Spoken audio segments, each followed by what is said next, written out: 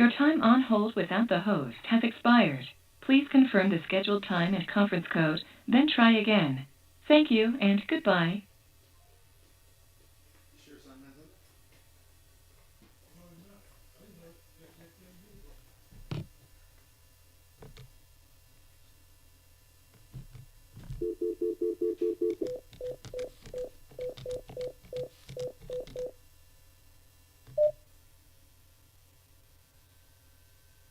Hello, please enter your 6-digit conference code.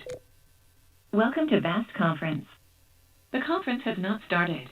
If you are the host, please enter your 4-digit host code to open the conference. If you are not the host, please press the star key to connect to the conference and wait. We will now connect you to your call. Your host has yet to join. Thank you for waiting.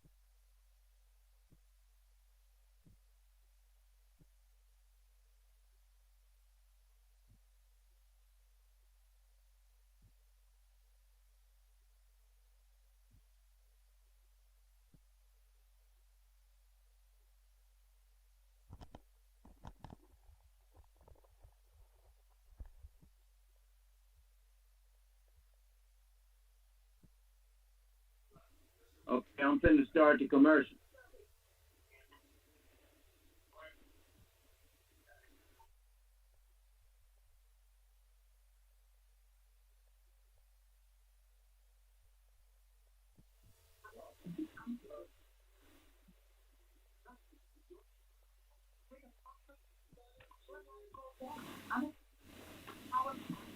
Pick up your copy of the Son of Man Speaks magazine. Okay.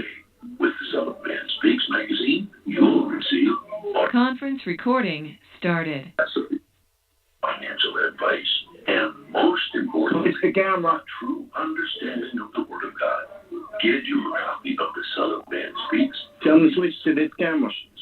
Sisters Grade 2, 18070 Mount Elliott, the Shell gas station, 13110 West 7 Mile Road.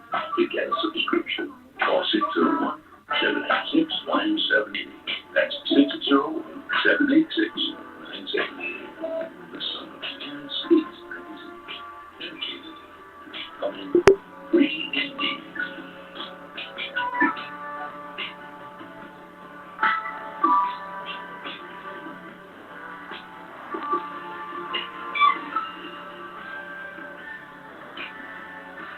Attention, brothers and sisters, viewers and listeners, now available. Your Son of Man Speaks Magazine digital subscription.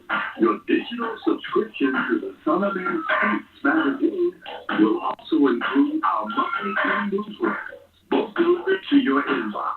If you have any questions regarding the digital magazine subscription or digital newsletter, you may send an email to ShabazPrinting@thenewnationofislam.com.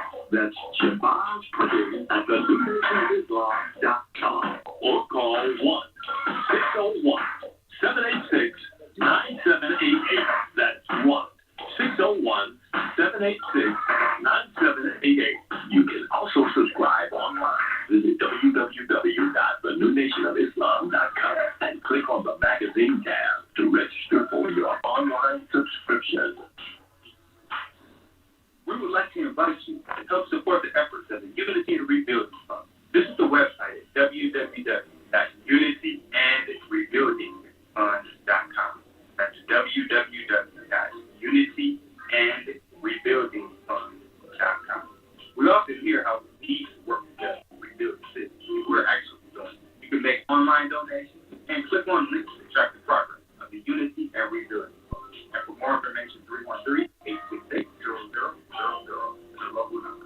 Again, 313-868-0000 to support the Unity and Rebuilding Fund. To make your online time, offerings, donations, gifts to the Son of Man who cash out, make your payment to $New Nation of Islam.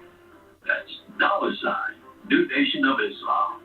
Or call 601-786-7056.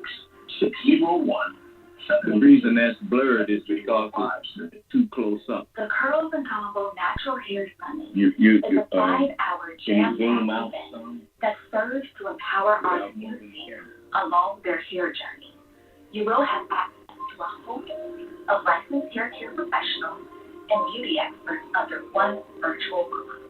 By creating the Curls and Combo Natural Hair Summit, I aim to break the norms set by society and redefine beauty standards for melanated individuals. Through Design by Beach and this movement, the Natural Hair Summit, I am dedicated to providing a space that boosts confidence and self-love while championing the natural hair movement. Together, we empower one another. I think it needs to be zoomed back some. Don't move the camera. Consider this your formal invitation to attend the third annual Curls and Combo Natural Hair. Grab your ticket and join us. No, I said zoom out. Yeah. Nah, that's it. 5 p.m. Central. See you there. Yeah, I think that's a little better. Now you gotta keep your work up. Huh? He's got the border on him. Well, I got the border around right here. Huh? Oh, in there it ain't the same as on here. Okay. Keep it where you had it. And still couldn't find the one that echoed how you felt? Well, search no more. So this TV don't show like it really is. We offer okay. cards. All right. One-of-a-kind, cheap-fresh items that go over to me at once to place on your mail. Now I told you, don't let me come up here and tell y'all how to do your job. Hey, Holiday cards. all you have to do is tell me that ain't gonna do nothing.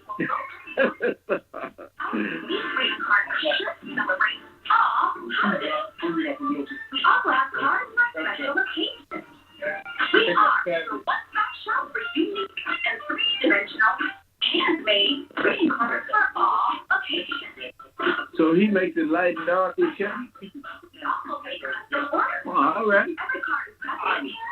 Okay. The hotline ID Oh, okay. 601-451-9533. Or our website, www.designbybeach.com. Year-around landscaping has been serving Metro Detroit for over 20 years, offering various landscaping, lawn care, property maintenance, and home renovation. Our professionalism has earned us an outstanding reputation While our creativity, integrity, and dependability have kept our clients returning and referring to others. As year-round practice, we prioritize quality customer service. We treat every client as our only client before, during, and after providing our services. We believe in building solid relationships with our clients and ensuring their satisfaction. Whether you need a complete outdoor makeover, indoor renovation, or routine maintenance, we have the expertise and resources to deliver outstanding results. Our team is committed to providing exceptional service and completing every project to the highest standards. To schedule an estimate or consultation, please call us at 248-843-6139 or visit our website at year-round-landscaping.net. Year-round landscaping, one source, unlimited resources.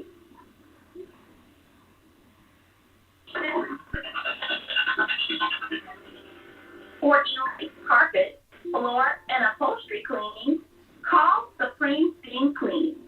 For pressure washing on your house and driveway, call Supreme Steam Cleaning. Flooding in your house or building, Supreme Steam Clean got you covered with our emergency water extraction services. Transform the room to your home with floor installation, repairs, and more. Give us a call today at 601-720-5138.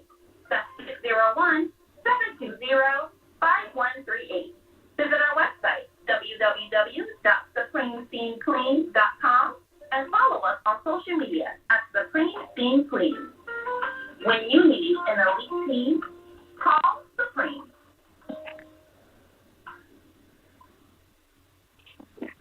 SOS Graphic Design provides agency-quality professional graphic design services from established companies to startups and individuals, creating a simple logo to complete rebranding and delivering visual communication for print media. Everything SOS Graphic Design does has a single unifying objective: set your business apart. We are at your service. Call 313-342-2166, 313-342-2166, or online at www.sosgraphicdesign.com.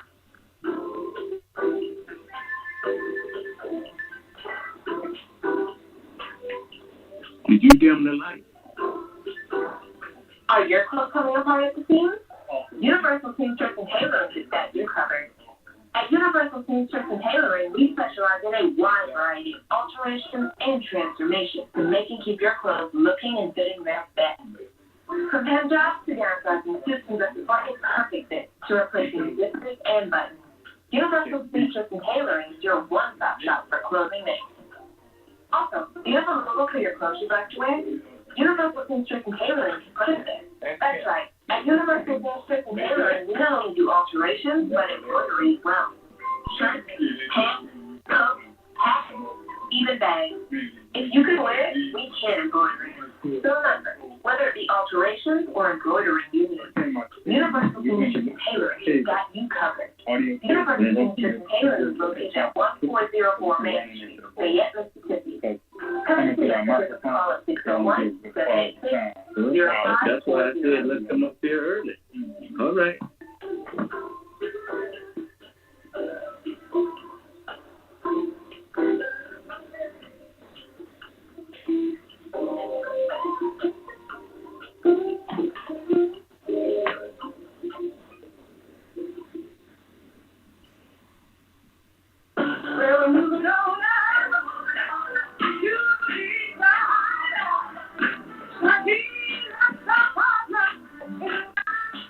Check out the new Sisters Braid 2 Hair Braiding and Natural Hair Care Salon, located at 18070 Mount Elliott Street. Our new salon is spacious with adequate parking, Wi-Fi, and all brand new state-of-the-art salon equipment. Come meet your local hair braiders and natural hair care specialists, and check out our many hair care services such as hair treatment, box braids, bun rolls, tree braids, cabana twists, children's braids, natural twists, lock extensions, kinky twists, guidance locks, updos, full weaves, and more. Please feel free to visit us on the web at www.sistersbraid2.com or call 313-826-0498. Here at Sisters Braid 2, we offer exceptional care for exceptional hair. We look forward to seeing you. Sisters Braid 2 is a proud recipient of the Unity and Rebuilding Fund.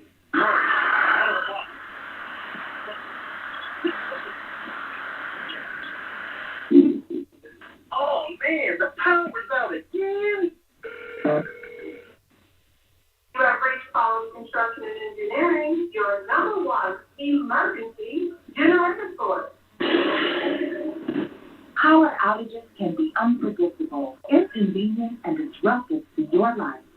With a backup generator, your life goes on uninterrupted with power when you need it. Not to mention the peace of mind of having your property free to weather the storm. Whoever would have thought in Houston, Texas, that we would have an ice storm? It did happen. And that Sunday night when it came in, I got up and looked at the front door. Everything was pitch dark. It was hard. Something out of a novel or science book that you had never seen before. Once the lights went out, my generator popped on it. It ran 55 hours. Don't need to have lights. Your backup generator and backup quality construction. We install both residential and commercial generators, so you're always covered. Schedule a consultation with us by calling 1-855-876-9370. That's 1-855-876-9370. Or visit us online at www.power2ec.com. That's www.power2ec.com. Financing is available with low monthly payments and 0% interest for 8 months. That was the best investment that we could have ever made. That's my bad for the generator. Generator with quality construction. Your customer can weather the storm. Capital Area Planning offers a variety of services catered to your land development needs. We offer landscape design, residential design, land planning, mapping and consulting services, and more. We have over 20 years of design and land planning experience. CAP LLC offers services to developers, builders, architects, surveyors, contractors, government agencies, and private landowners. Feel free to contact us to find out what services are available in your area. You may reach us at 601-326-2966. That's 601-326-2966. You can also visit us on the web at www.llconline.com. Let us come arguing catch to serve your land development needs.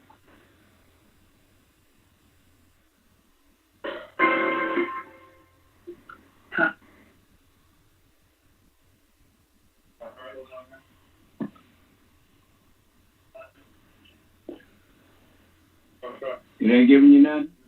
Just a moment. Let me make sure. Try that state so you're clear on what you're.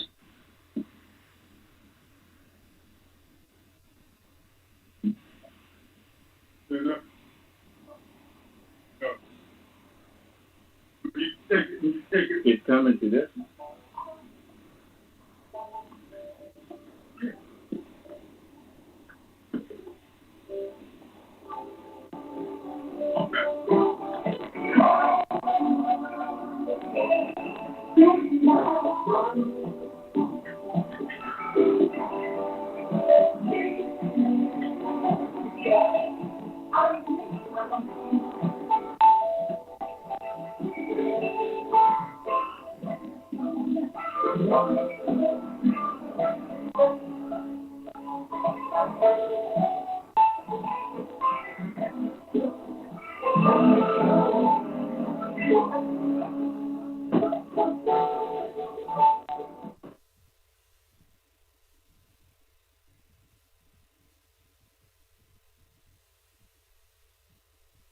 You turned it off.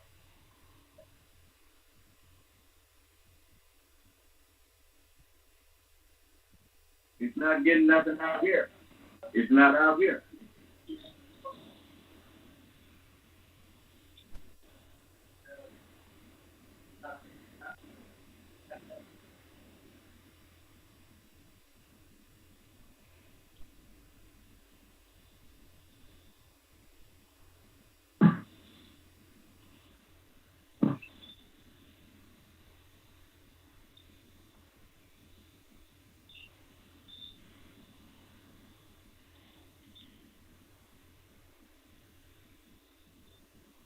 What happened to this? Y'all cut this one off. What happened? No, he said he didn't. Well, something cut it off. They Okay, we heard, I just heard noise, so you get lost.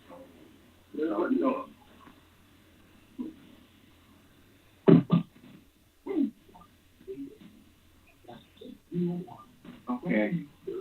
188 and Scriptural Discussion, Son of Man. Whatever he turned up back there. Run that back one more time. Okay, just a moment.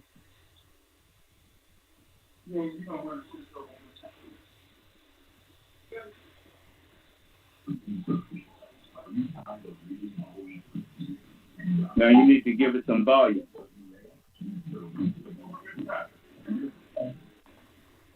Give it some volume. Give it some volume. It's up high. That's how you got that. Well, I turned it down so you can turn that up back there, but it was fine before you turned it up back there. We just ready to party.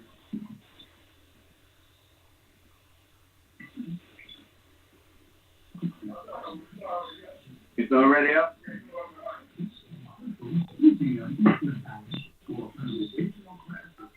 You can also listen to the conference call at 601-909-9135.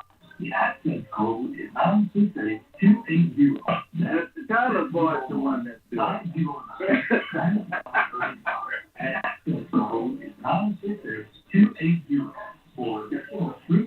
There is something that you're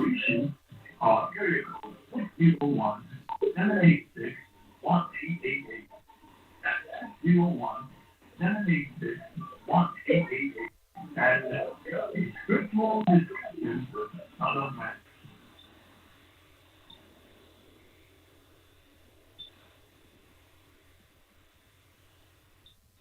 Are we ready to start, or you want me to run it again? All right. We're going to use the ATM. Huh? We're just going to use it. Okay, let me turn this other speaker off.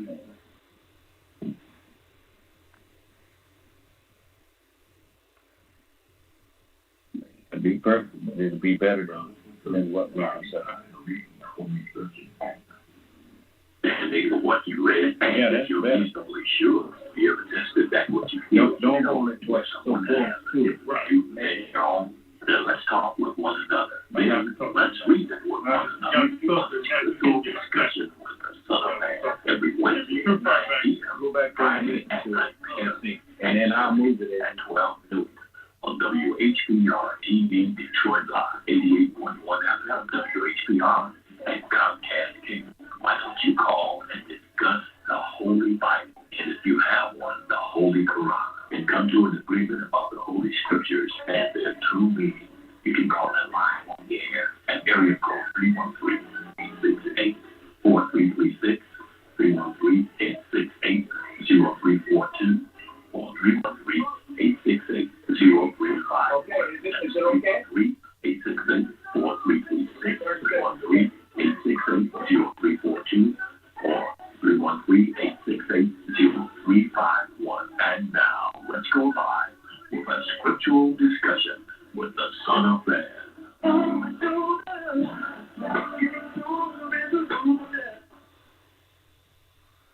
I'll gauge it right here.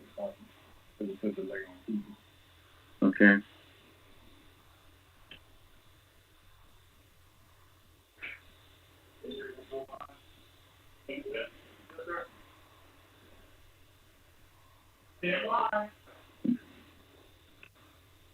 In the name of Allah, the Beneficent, the Most Merciful, the Truthful, and the Most Just.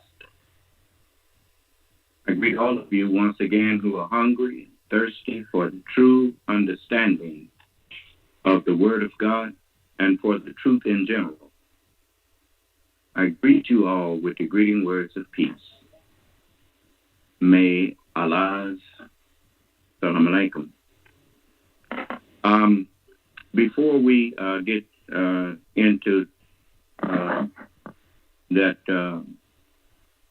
special council motion tonight, I want to take up something with whoever wants to discuss something with me. Of questions or disagreements or whatever. Brother Jamar, what did it look like? We don't have anybody tonight, sir. Okay. Now, I have a surprise for you all. I found something online that,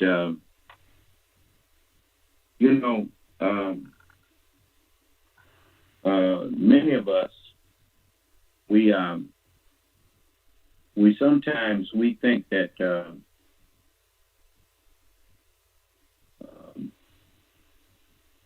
we don't want to hear something because it's coming from the wrong person's mouth. But I found, as I went online, I found a recital of the motion that special counsel filed concerning to make a determination about the immunity of Donald Trump. And I thought I would let you hear that instead of me reciting it. I'll let someone who is I thought they did a much better job than I've done as far as the consistency and the way that the recital went. And so I'm going to start it from scratch and let you hear it. And then we'll go from there. Just a moment. The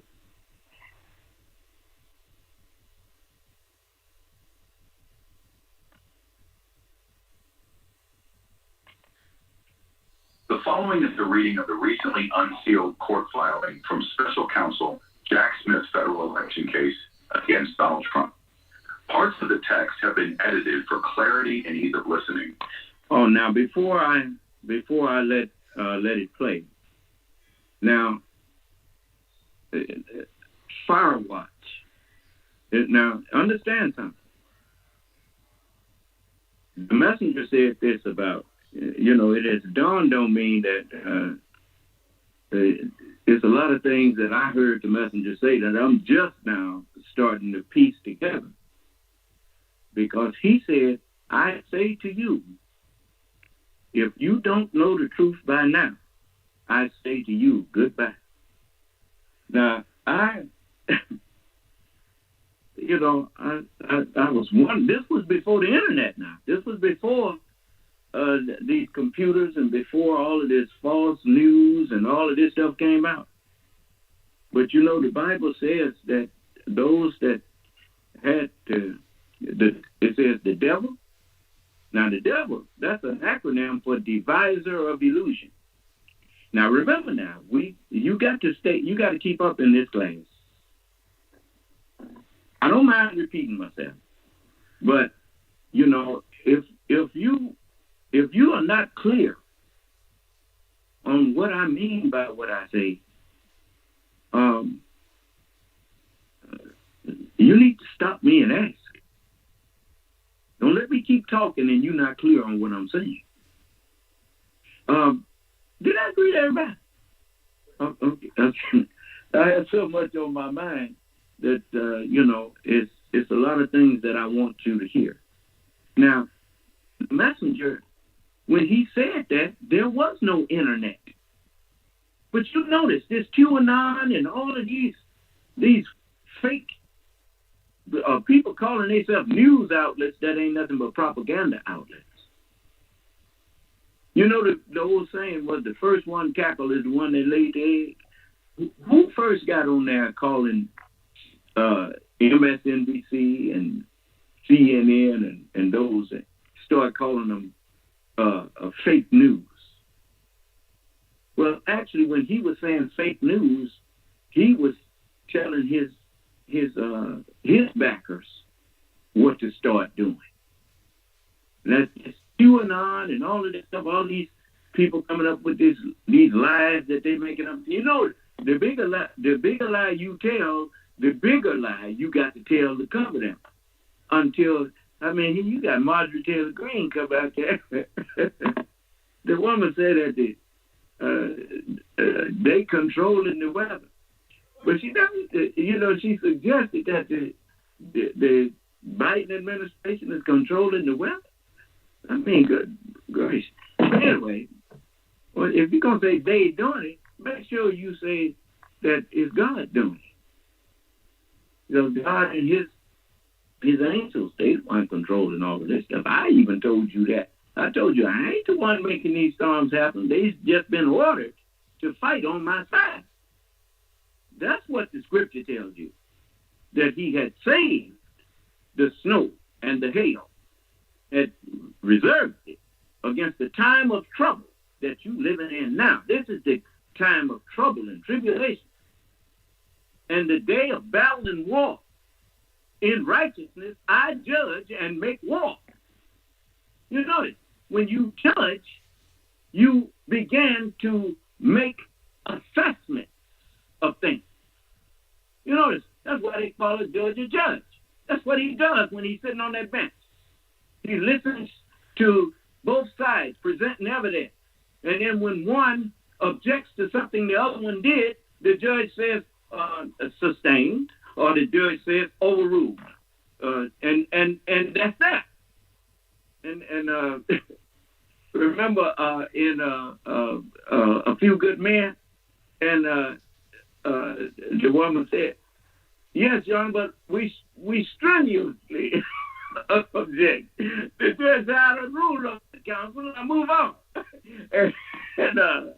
So, it lets you understand that once a judge makes a ruling, that's that. It's just like me. When I make a ruling, Allah said he can uphold whatever I say. And that's that. Now, you may not like it, but ain't nothing you're going to do about it. I told you that all these people that want to get on this Trump bandwagon and support a known liar, you're going to get what he gets for supporting it. Just like they do in this world. You don't participate in a bank robbery and then when they get caught, claim innocence. No, if you helped in any way, you were complicit. You were an accomplice. Likewise, did you hear Liz Cheney? She didn't just say get rid of Donald Trump. She said you got to get rid of all of his enablers that's in Congress, and she was right. She ain't no dummy, that's for sure. Now, so I saw this online. I said, man, that's a good thing. Because, I know how some of us are. I don't want to see people destroyed for no reason. It's just like when the person asked me to pray for people, my prayers were already said for people who want what's right. But these people who are trying to destroy this country, you see, Allah can thread the needle. He can make the sun shine on the just and the unjust, as he has been doing. But it can give skin cancer as well as it can give warmth.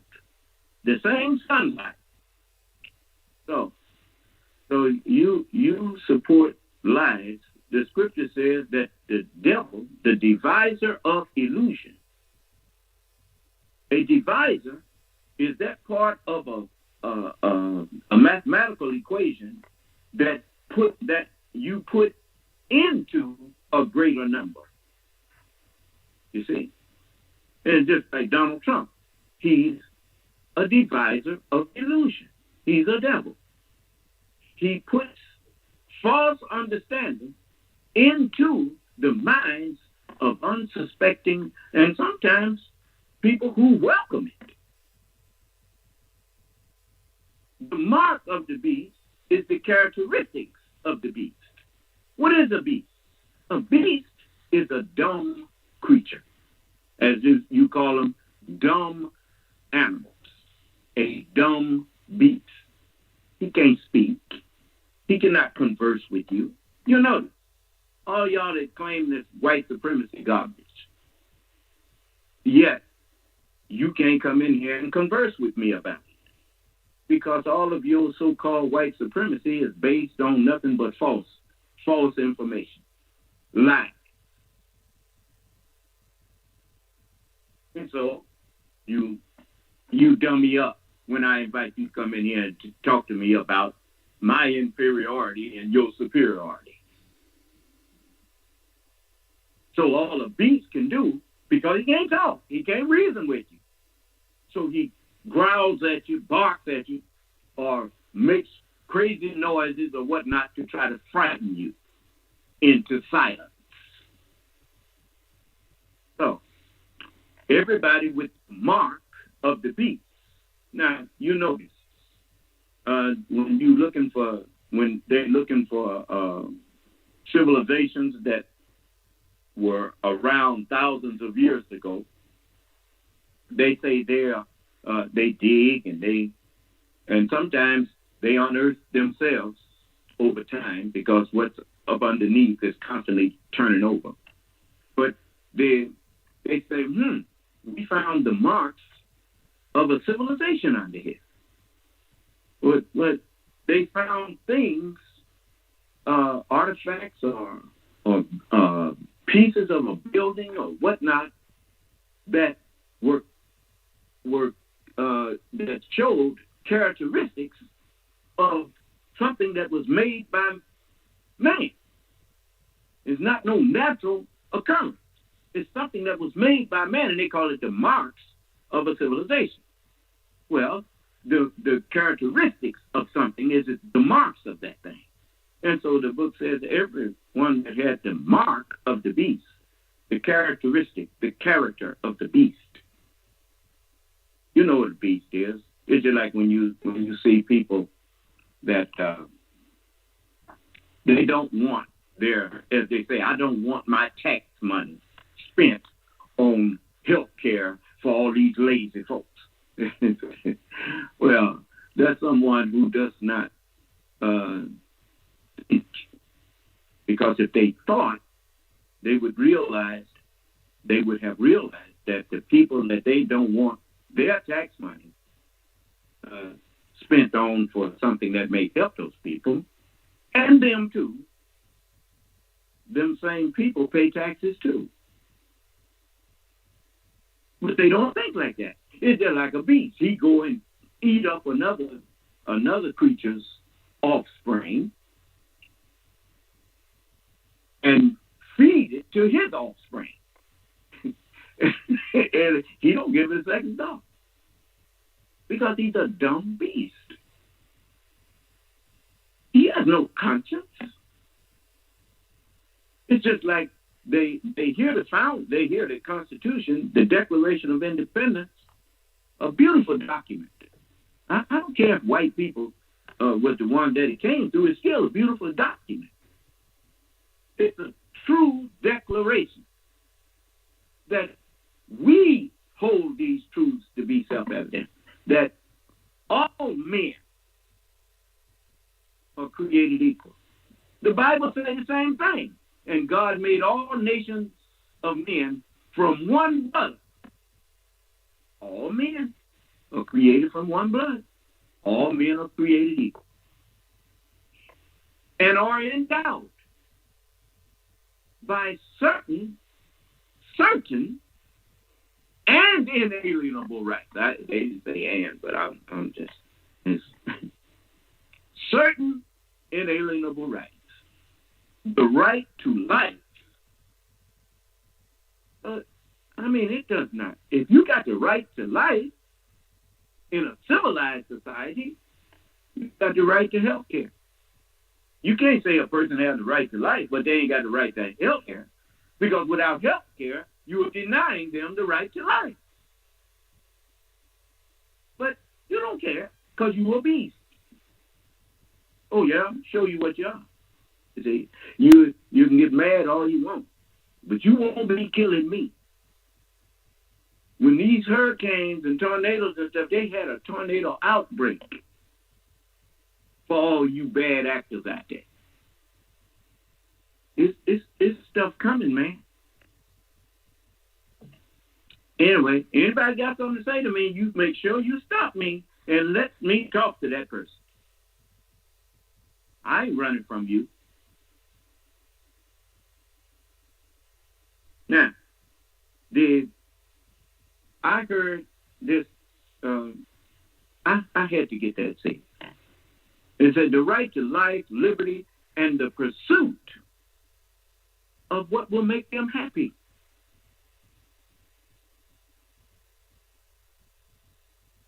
It's just like the money that they gave these rich people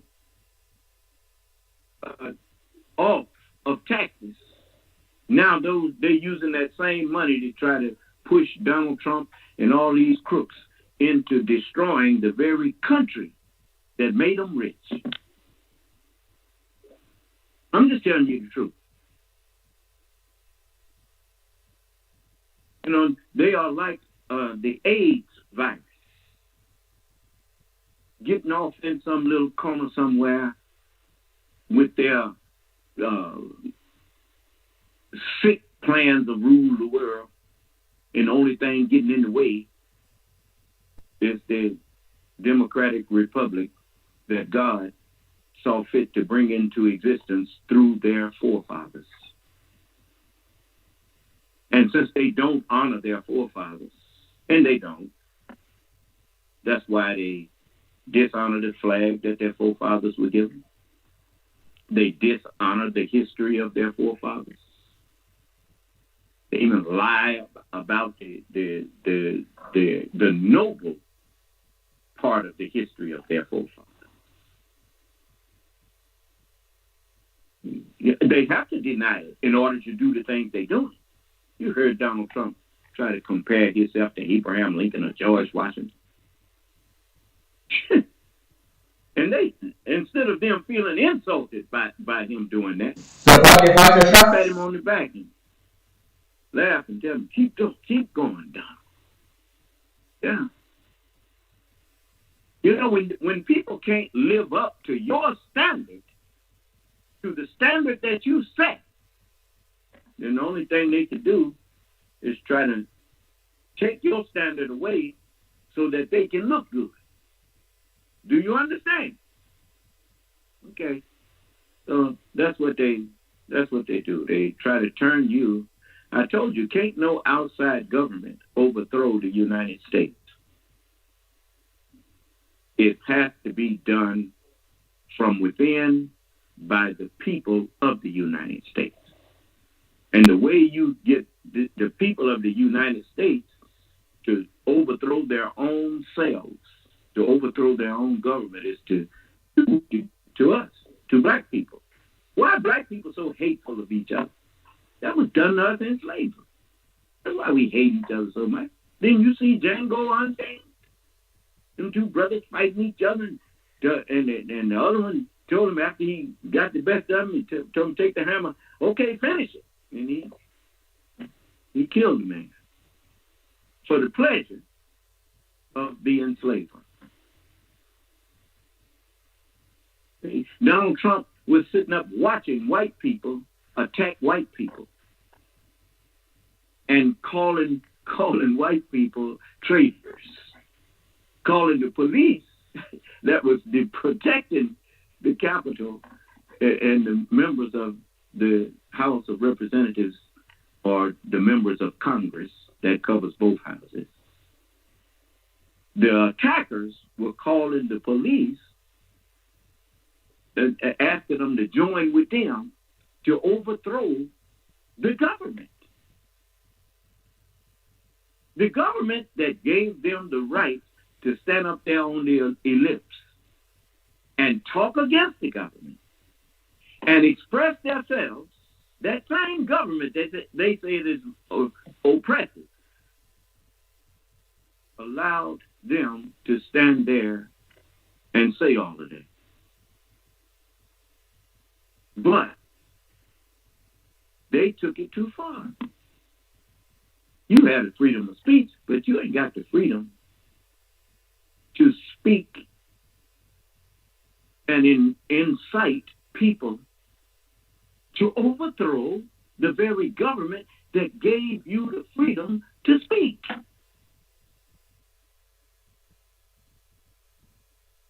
Why can't you convince people that this government's way is not the best way? I mean, if you got something better, why don't you present it? But you ain't got nothing better. It's just that the standards that this government sets is higher than your little sick mind will allow you to rise, and you're too trifling and lazy to increase your knowledge so that you can live up to the proper standard. So your answer is, well, I'm going to overthrow it. Yeah? You better make sure you understand who set this thing in motion. When you try to undo something that God did, that's a fool's errand. All right. But there's a lot of pharaohs out there, you know, as the book says, you know. Pharaoh, he decided he could stop what God started. Okay. But anyway, now I want you to, did anybody have something? If someone disagrees with something I said, I'm not like those other people that you used to listening to. Look, if I couldn't discuss intelligently the things that I say, I wouldn't say them. Now, do you have something that you want to take up with me and what I've been saying? It's just like people ask me to pray for somebody that wouldn't leave when the people that they elected to stay behind. You want me to pray for them? My prayers were answered when the true officials of that state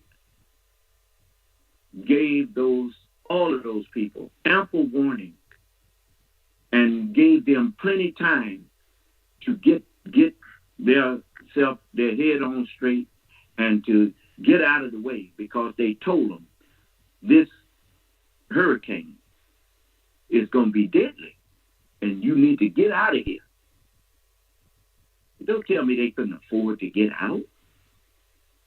That's a stupid statement.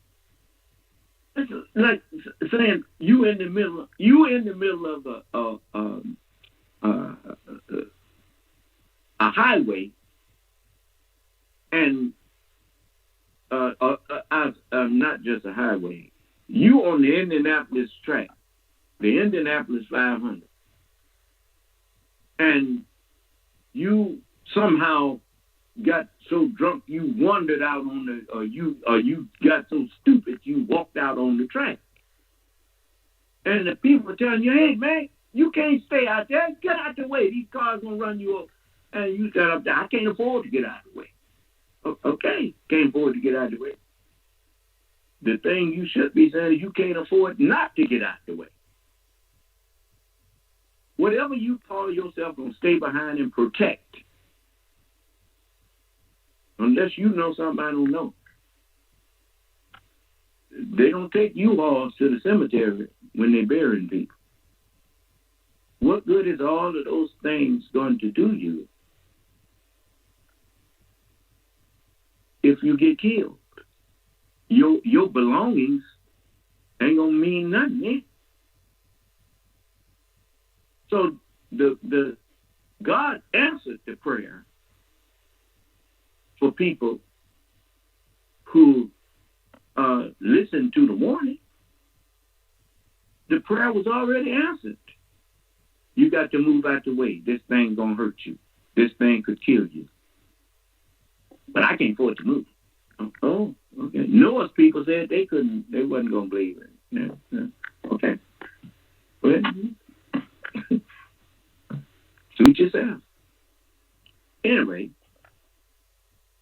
So don't ever ask me to do something that makes no sense, because I'm not going to play along to just get along with you. You taught me the story of the man who was in a flood, and they sent him a four-wheeler came after him, and he said, "That's all right. The Lord gonna take care of me." And then the water got higher, and they sent a boat in there to get him, and he told them, "That's all right. The Lord gonna take care of me. You ain't got to worry about me." And went to the helicopter because he was on the roof of his house, because the water had got up to that high. And he sent the helicopter away. And so in the end of the story, as the man, now I'm changing it a little bit because you don't know nothing after you dead.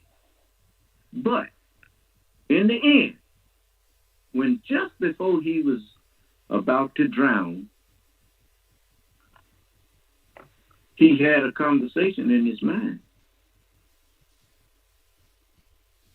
Lord, why don't the Lord help me? And then he thought about it. A four-wheeler came after you, a boat came after you, and a helicopter came after you, and you sent them all the way. Who did you think was sending them things after you? You dying because you were spooky.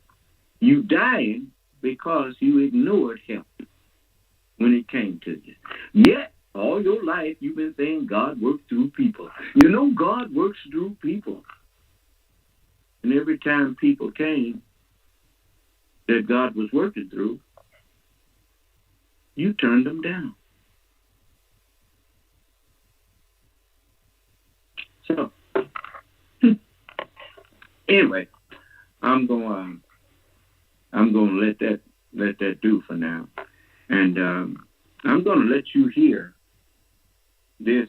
Now, this is the thing I was saying about AI, and this is the thing I'm saying about the internet. Now, when you understand that electricity is fire, think now. You notice everything around you now it works by fire. And so the book says the devil and his angels, his messengers, everyone who tells lies are messengers of the devil. See, God is the truth. That's in the Holy Quran, chapter 22, and it's in the Bible, the book of John, the first chapter. It says, in the beginning was the Word. The Word was with God, and the Word was God. Okay. Now, you know the Word is the truth. In the beginning was the truth, and the truth was with God, and the truth was God. Okay, the Holy Quran says that is because, this is the 22nd chapter and the 6th verse. That is because Allah, He is the truth. Well, that's where you get people get upset now, you see, because they don't want God to be He. But the scripture told you in the 14th verse of the first chapter of John, after telling you that the Word is God, then it says, and the Word was made flesh and dwelt among us. And we, meaning, see, we done got a lot of people in trouble. Because every time somebody, an ignorant person, or an ignorant person, I mean a person that thinks that we always means we. When they hear the term we, they thought they were talking about them too. And sometimes we don't mean us. And sometimes we means them. Do you understand? And so What happened? What's wrong? Sometimes we means them and not us. And so it says the Word was made flesh and dwelt among us. Well, if you read the 9th chapter of Isaiah and the 6th verse, it says, for unto us a child is born. Unto us a son is given. And the government shall be upon his shoulder, and his name shall be called Wonderful Counselor, the Mighty God, the Everlasting Father, the Prince of Peace. And of the increase of his government and peace, there shall be no end.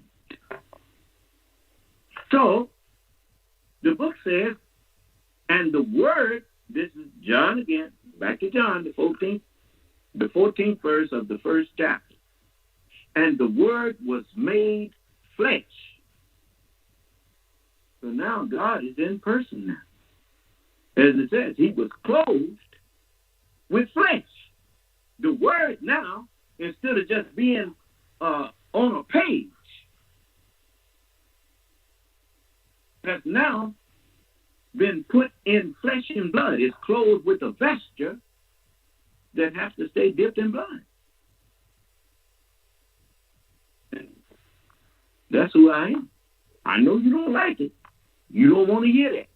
The Honorable Elijah Muhammad, that man on the left of your screen there with that fez on, with the crescent and star on it, and with the crescent and star on his shoulder. He told you that the black man, he meant one of us in particular. He said the black man is God. Why? The black man is the one that the truth is with. What black man? The black man that God said he was going to create. He said, I'm going to create a mortal of sounding clay, of black mud, fashioned into the shape of a slave. And when I have made him complete and breathed into him of my word, let all the angels make obeisance to him. And then he said to the people, let all the people bow down with the angels who bow down. That's why I needed the scriptures with me, so that you would see that all of the messengers of God, they bore witness to me. And if you bear witness to them, you have to bow to who they bow to. And they all bowed to me.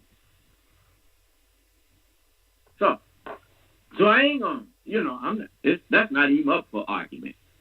Because you can't produce an argument that they will help you against me. No prophet will help you against me. They told you to look for me. They told you that when I come, they would be with me. That's why you were told, don't speak of my servants as dead, for they are alive, or those who are slain in the way of Allah, in the way of bringing the truth, and then the world hated them and murdered some and mistreated them, and they died for this truth that they brought, warning you that one day the Lord himself would come. And that's me. Now you take it or leave it. I'm not here to beg you, but I am here to let you voice your disagreement and show me why you should not follow me. You should not accept me. Come in and show me some facts that justify your rejection of me. And I'm not just talking to the people in the United States. I'm talking to the people all over the earth, because I'm the Lord of the whole earth. Now, say this. I also know that with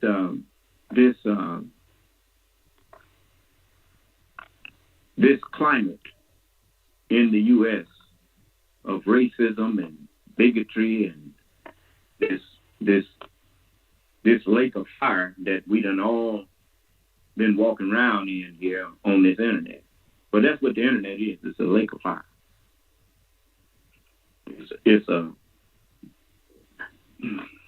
It's not truly people conversing with each other. It's people speaking to each other with fire. That's what the internet is. It's electronic. It's an electrical fire. And if you don't know the truth, people, there is mischief-making people deceiving you on the internet, and you going down and down and down. Your IQ and everything is being diminished. That's why most of you, when you type to me, it's incoherent, gibberish, or you done learn to. You're so lazy that you won't even spell words out. You instead of saying you should do this or you should do that, you put the letter U, and then SHLD, and you abbreviate and whatnot until you've lost your communicative skills. Because the less you have dialogue, real dialogue with your fellow human beings, conversing with each other, the less speaking to each you other are capable with fire. Of having it. That's what they. Until pretty soon, all you can do is write notes. And even those notes make no sense. See, that's the problem with using the fire to communicate. When you use the internet to communicate, them typewriter keys and that screen ain't gonna tell you, hey man, that ain't right what you just said there. You deceive yourself into thinking that everything you print is right. Your fellow human beings. Beautiful thing, you. Well, now you're going down in a lake of fire. Everybody with the mark, the characteristics of the beast, all you can do is write notes. Went down with the beast in a lake that burneth with fire and brimstone. So now I think we got a station ID.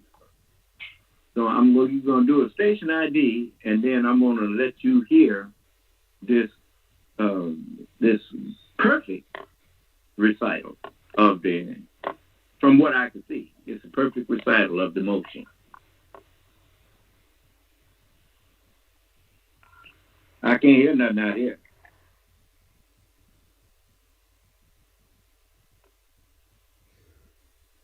Detroit.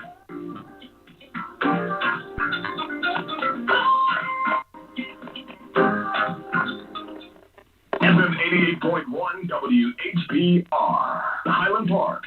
WVIE 107.3 FM Charlotte, Amalia, Virgin Islands.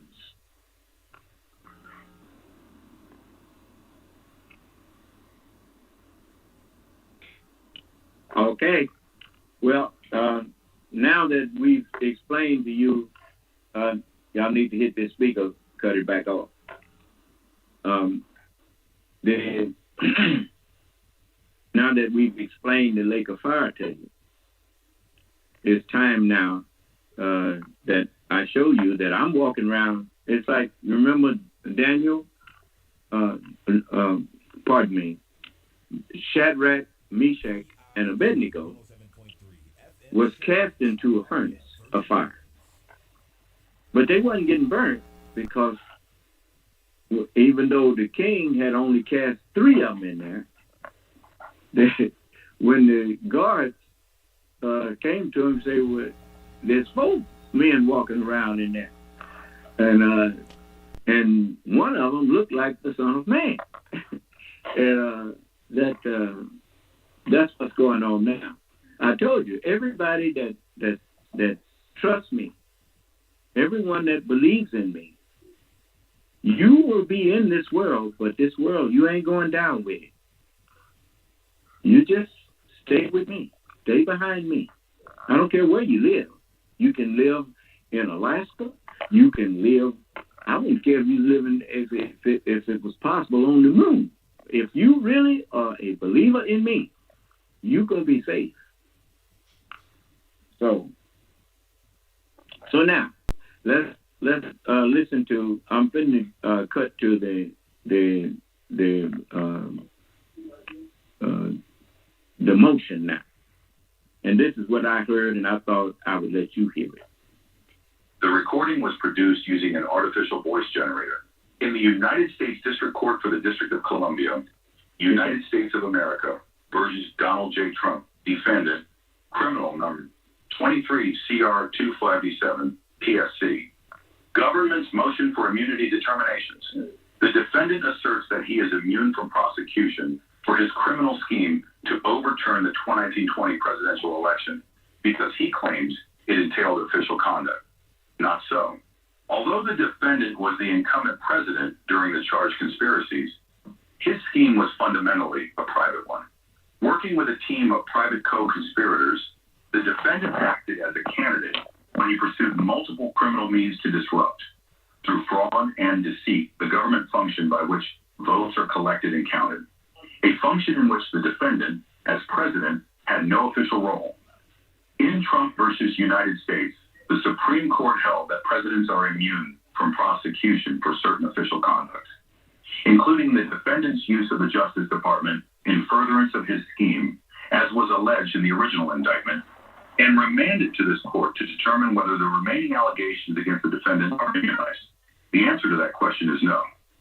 This motion provides a comprehensive account of the defendant's private criminal conduct, sets forth a legal framework created by Trump for resolving immunity claims, applies that framework to establish that none of the defendant's charged conduct is immunized because it either was unofficial or any presumptive immunity is rebutted, and requests the relief the government seeks, which is, at bottom, this, that the court determine that the defendant must stand trial for his private crimes as would any other citizen. This motion provides the framework for conducting the necessarily fact-bound immunity analysis required by the Supreme Court's remand order. It proceeds in 4 parts. Section 1 provides a detailed statement of the case that the government intends to prove at trial. This includes the conduct alleged in the superseding indictment, as well as other categories of evidence that the government intends to present in its case in chief. This detailed statement reflects the Supreme Court's ruling that presidential immunity contains an evidentiary component, which should be addressed at the outset of a proceeding. Section 2 sets forth the legal principles governing claims of presidential immunity. It explains that for each category of conduct that the Supreme Court has not yet addressed, this court should first determine whether it was official or unofficial by analyzing the relevant content, form, and context to determine whether the defendant was acting in his official capacity or instead in his capacity as a candidate for re-election. Where the defendant was acting as office seeker, not office holder, no immunity attaches. For any conduct deemed official, the court should next determine whether the presumption of immunity is rebutted, which requires the government to show that applying a criminal prohibition to that act would pose no dangers of intrusion on the authority and functions of the executive branch. Section 3 then applies those legal principles to the defendant's conduct and establishes that nothing the government intends to present to the jury is protected by presidential immunity. Although the defendant's discussions with the vice president about their official response... Look, I need to interject this. In order for okay. In order for the president to have immunity, they are telling us that he cannot be prosecuted for doing something that he has the right to do as president, and which was part of his duty. And no president should be held accountable for doing something that is in his authority to do. But we just didn't like it.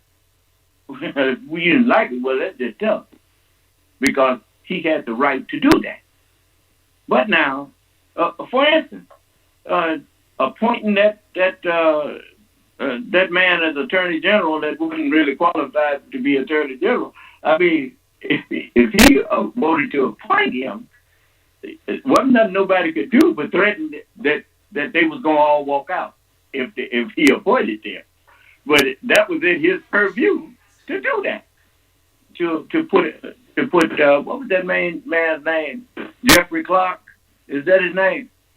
It was going to appoint him as the new Attorney General, so he could write a note saying that which he had already agreed to do, and say that the election, something was wrong with it. And so the other members of the Justice Department that was in there said, if you do that, you're going to have mass resignation. And so Jeffrey Clark, I think, was temporary Attorney General for a day. But anyway, but you couldn't fault him for that now. If he was the president, and you put him in there, and he had a right to whoever he wanted to appoint as Attorney General. And so that's what they're saying, that you can't punish the president for doing something that was his right as president to do. But that kind of immunity is limited, and you can't on the one hand, I don't care what court try to condone it. The minute the president start breaking laws, he ain't immune for breaking laws. No. Unless you can show some place where if a president does this, even though it's against the law for other citizens to do, if a president does it, he is within his right to do so.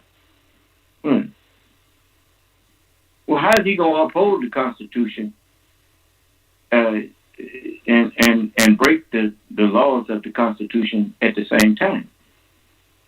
Now, whatever the Constitution allows for the president, that's one thing. And it lays out in what his duties and what he can do and what he can't. They put checks on him. They put checks on the legislature. They put checks on supposedly on the Supreme Court. How you going to have a Supreme Court if the people in the Supreme Court ignore established precedents that have been properly interpreted and properly enforced? And now all of a sudden this court decides that it's improper. We ain't going to do it no more. Well, anytime the Supreme Court rulings change on somebody's whim, well, that's not a Supreme Court. That's a kangaroo court. But anyway, let's get back to this. Abilities qualify as official. The government rebuts the presumption of immunity, and all of the defendant's remaining conduct was unofficial. As content, form, and context show, the defendant was acting in his capacity as a candidate for re-election, not in his capacity as president. In the alternative, if any of this conduct were deemed official, the government could rebut the presumption of immunity. Finally, Section 4 explains the relief sought by the government and specifies the findings the court should make in a single order, namely, that the defendant's conduct set forth in Section 1 is not immunized, and that as a result, the defendant must stand trial on the superseding indictment, and the government is not prohibited at trial from using evidence of the conduct described in Section 1. Section 1, factual proffer. When the defendant lost the 2020 presidential election, he resorted to crimes to try to stay in office. With private co-conspirators, the defendant launched a series of increasingly desperate plans to overturn the legitimate election results in 7 states that he had lost Arizona, Georgia, Michigan, Nevada, New Mexico, Pennsylvania, and Wisconsin, the targeted states.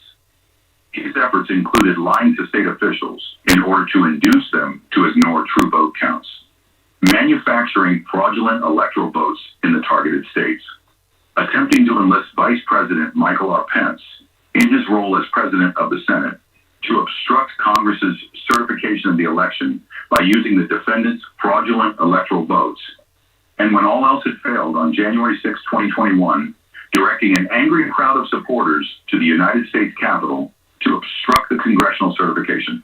The through line of these efforts was deceit. The defendants and co-conspirators knowingly false claims of election fraud.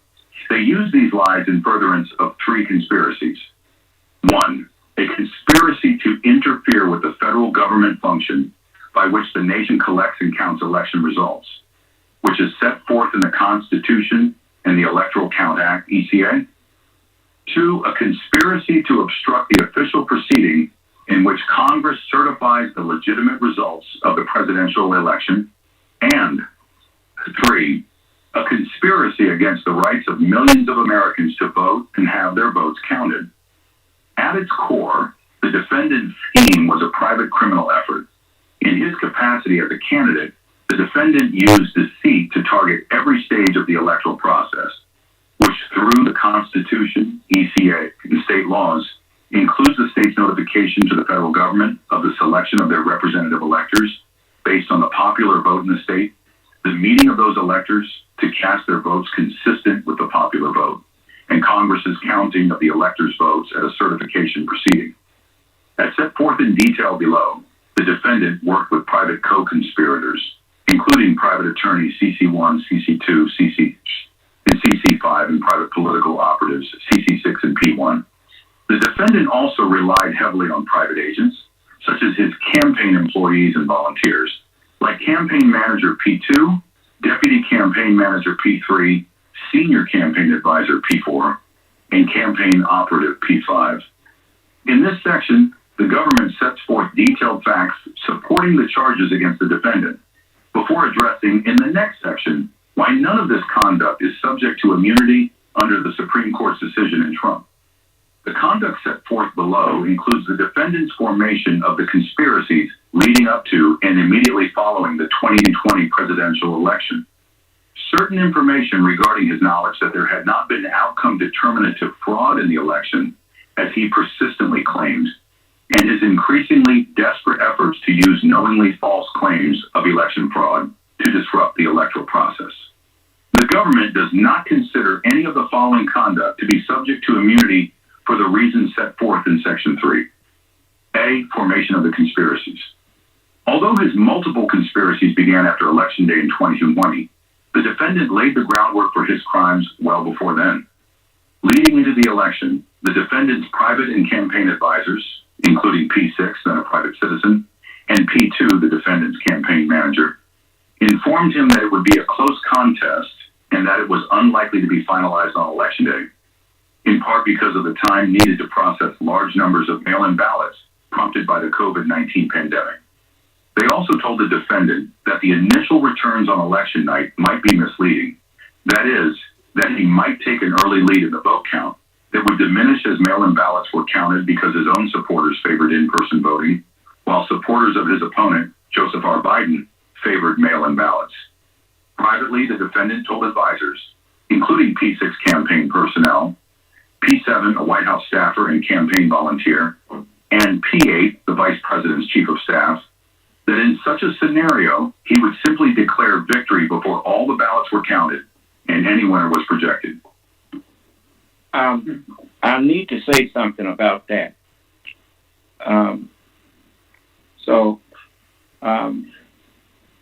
You know, what that tells me is that they figured that Donald Trump, he and the crooks that was conspiring with him, had already figured that he wasn't going to win the next election.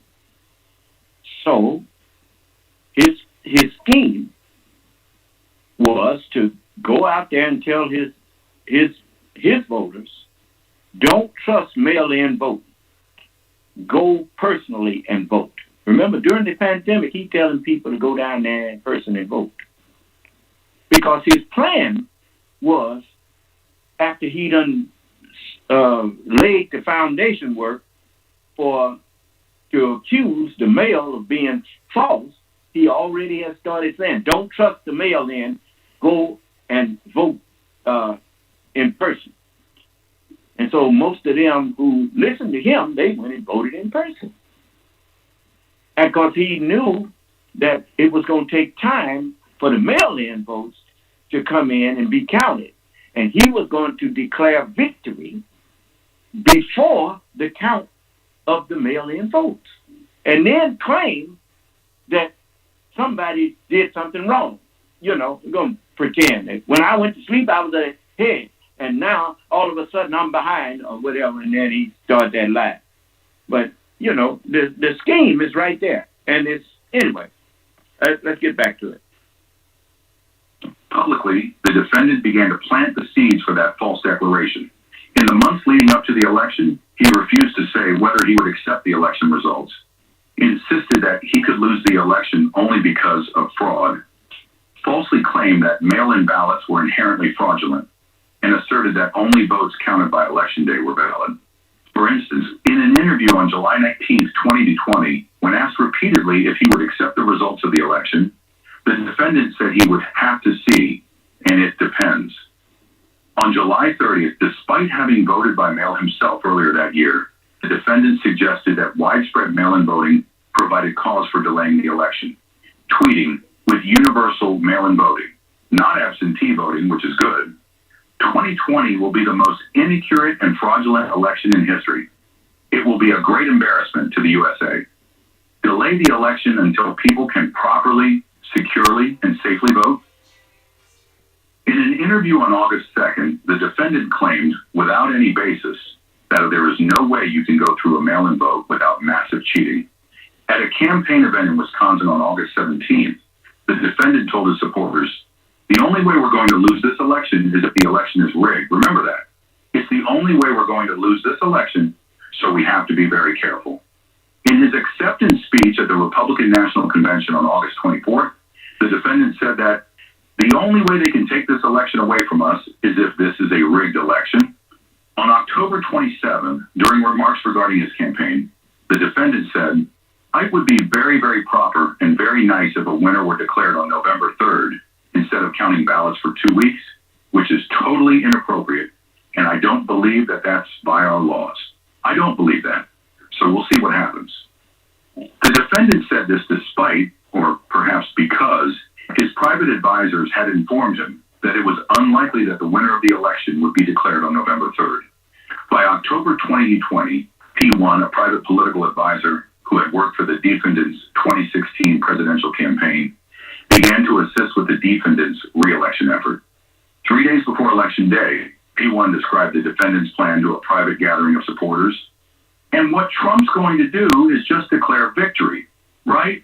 He's going to declare victory. That doesn't mean he's the winner. He's just going to say he's the winner." After explaining that Biden's supporters favored voting by mail, P1 stated further, "And so they're going to have a natural disadvantage, and Trump's going to take advantage of it. That's our strategy. He's going to declare himself a winner." Immediately following Election Day on November 3rd, the defendant did exactly that.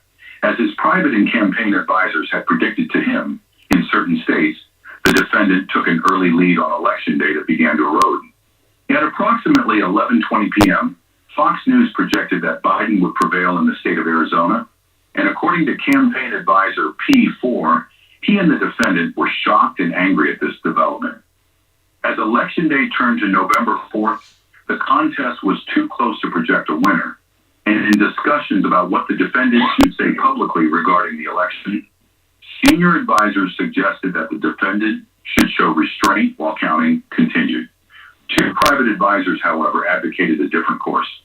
CC1 and CC6 suggested that the defendant just declare victory, and at about 2:20 a.m., the defendant gave televised remarks to a crowd of his campaign supporters in which he falsely claimed, without evidence or specificity, that there had been fraud in the election and that he had won. This is a fraud on the American public. This is an embarrassment to our country. We were getting ready to win this election. Frankly, we did win this election. We did win this election. In the immediate post-election period, while the defendant claimed fraud without proof, his private operatives sought to create chaos rather than seek clarity at polling places where states were continuing to tabulate votes. For example, on November 4th, P5, a campaign employee, agent, and co-conspirator of the defendant, tried to sow confusion when the ongoing vote count at the TCF Center in Detroit, Michigan, looked unfavorable for the defendant. There, when a colleague at the TCF Center told P5, "We think a batch of votes heavily in Biden's favor is right," P5 responded, "Find a reason it isn't. Give me options to file litigation, and even if it is SIC."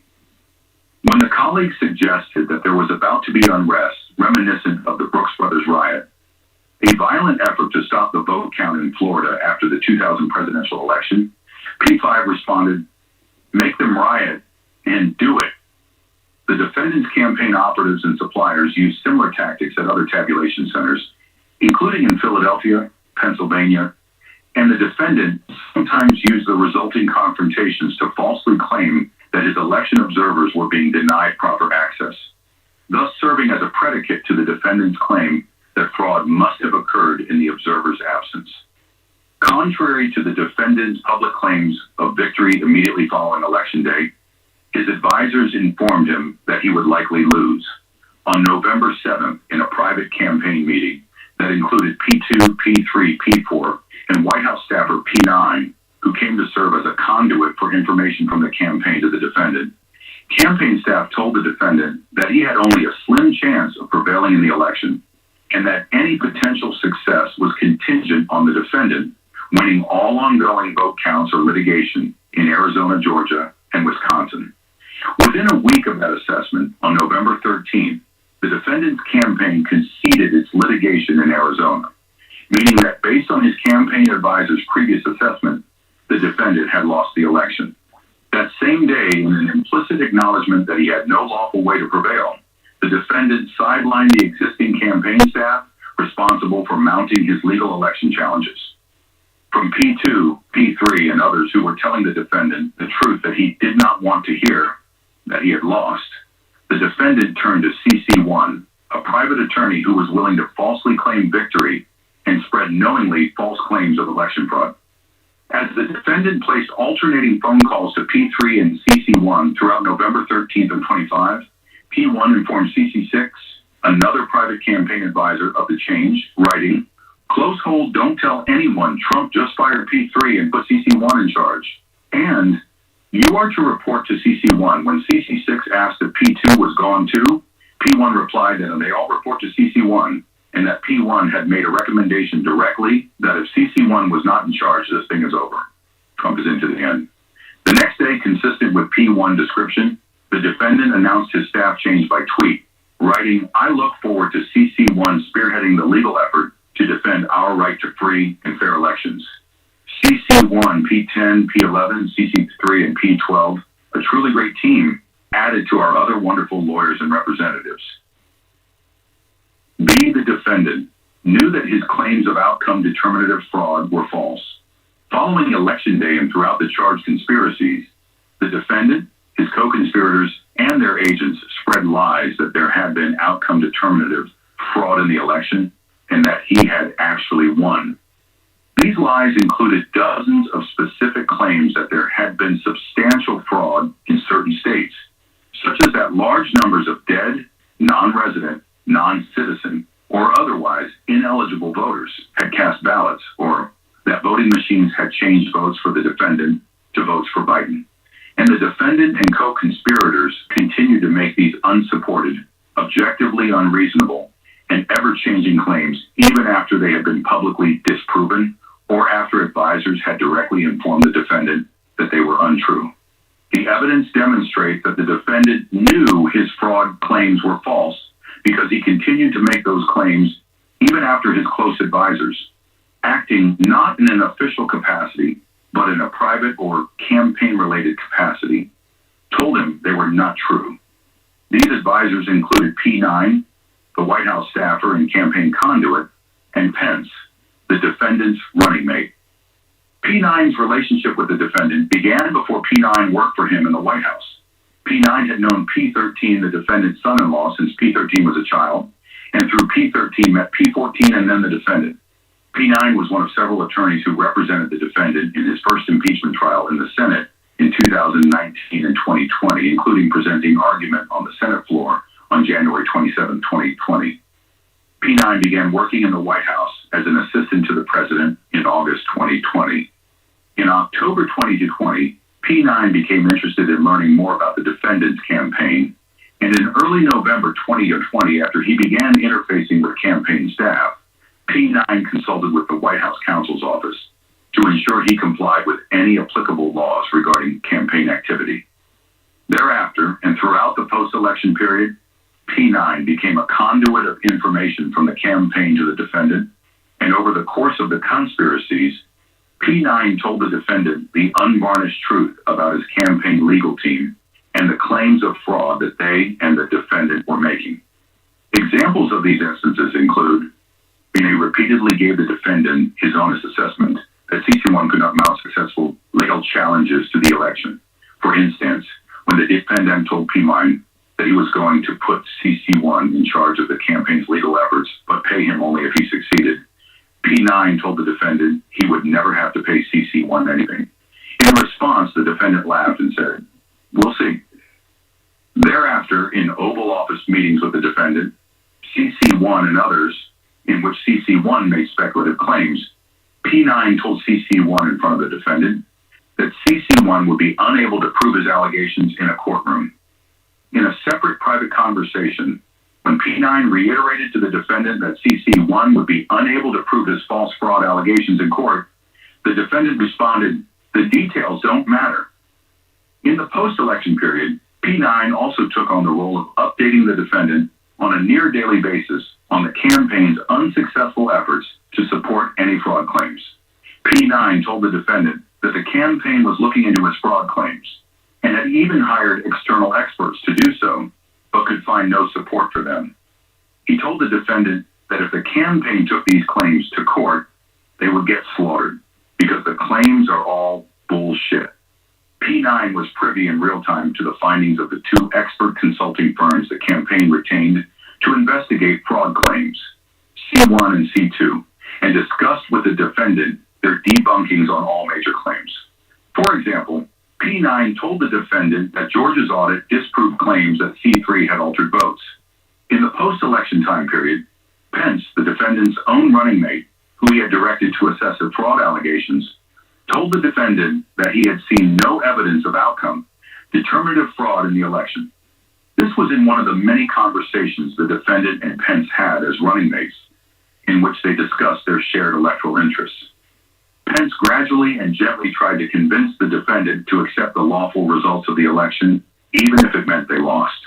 These conversations included a conversation on November 4, in which the defendant asked Pence to study up claims of voter fraud in states that they had won together in 2016 to determine whether they could bring legal challenges as candidates in those states.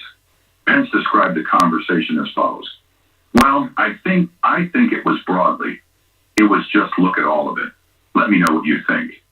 But he told me that the campaign was going to fight, was going to go to court and make challenges, and then he just said, we're going to fight this and take a look at it. Let me know what you think."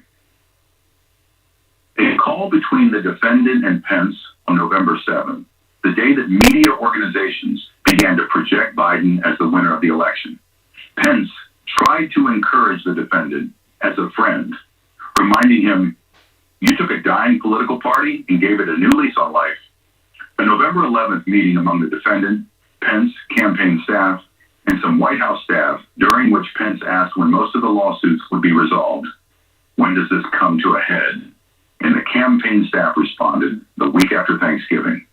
A November 12th meeting among the defendant, Pence, campaign staff, and some White House staff, during which, Pence recalls, the campaign lawyers gave a sober and somewhat pessimistic report on the state of election challenges. A private lunch on November 12th, in which Pence reiterated a face-saving option for the defendant. private lunch on November 16th, in which Pence tried to encourage the defendant to accept the results of the election and run again in 2024, to which the defendant responded, "I don't know. 2024 is so far off." A November 23rd phone call in which the defendant told Pence that the defendant's private attorney, P76, was not optimistic about the election challenges. A December 21st private lunch in which Pence encouraged the defendant not to look at the election as a loss, just an intermission. This was followed later in the day by a private discussion in the Oval Office in which the defendant asked Pence, "What do you think we should do?" Pence said, "After we have exhausted every legal process in the courts and Congress, if we still came up short, the defendant should take a bow." Discussions in which Pence apprised the defendant of conversations he had had with governors in Arizona and Georgia in the context of election challenges, in which Pence had called the governors simply to gather information and share it with the president, and in which the governors did not report evidence of fraud in the elections in their states and explained that they could not take actions to convene their states' legislatures. But the defendant disregarded P9 and Pence in the same way that he disregarded dozens of court decisions that unanimously rejected his and his allies' legal claims, and that he disregarded officials in the targeted states, including those in his own party, who stated publicly that he had lost and that his specific fraud allegations were false. Election officials, for instance, issued press releases and other public statements to combat the disinformation that the defendant and allies were spreading. At one point, long after the defendant had begun spreading false fraud claims, P15, a White House staffer traveling with the defendant, overheard him tell family members that it doesn't matter if you won or lost the election, you still have to fight like hell.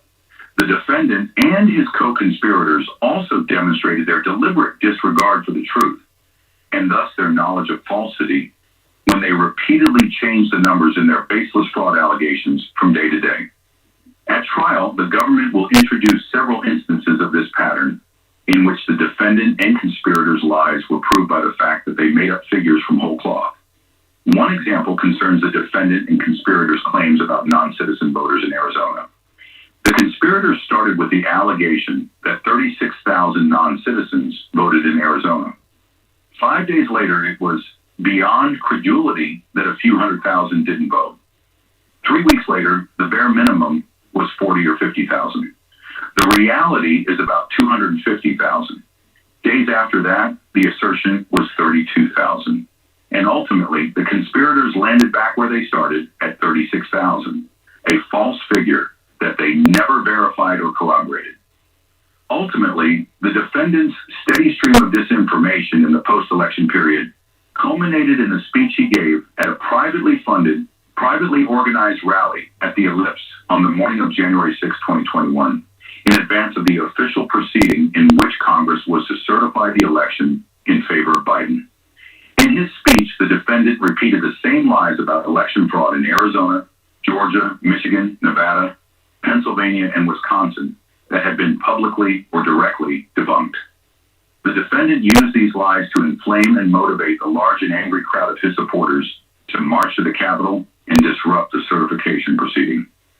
See, the defendant aimed a seat at the targeted states to alter their ascertainment and appointment of electors.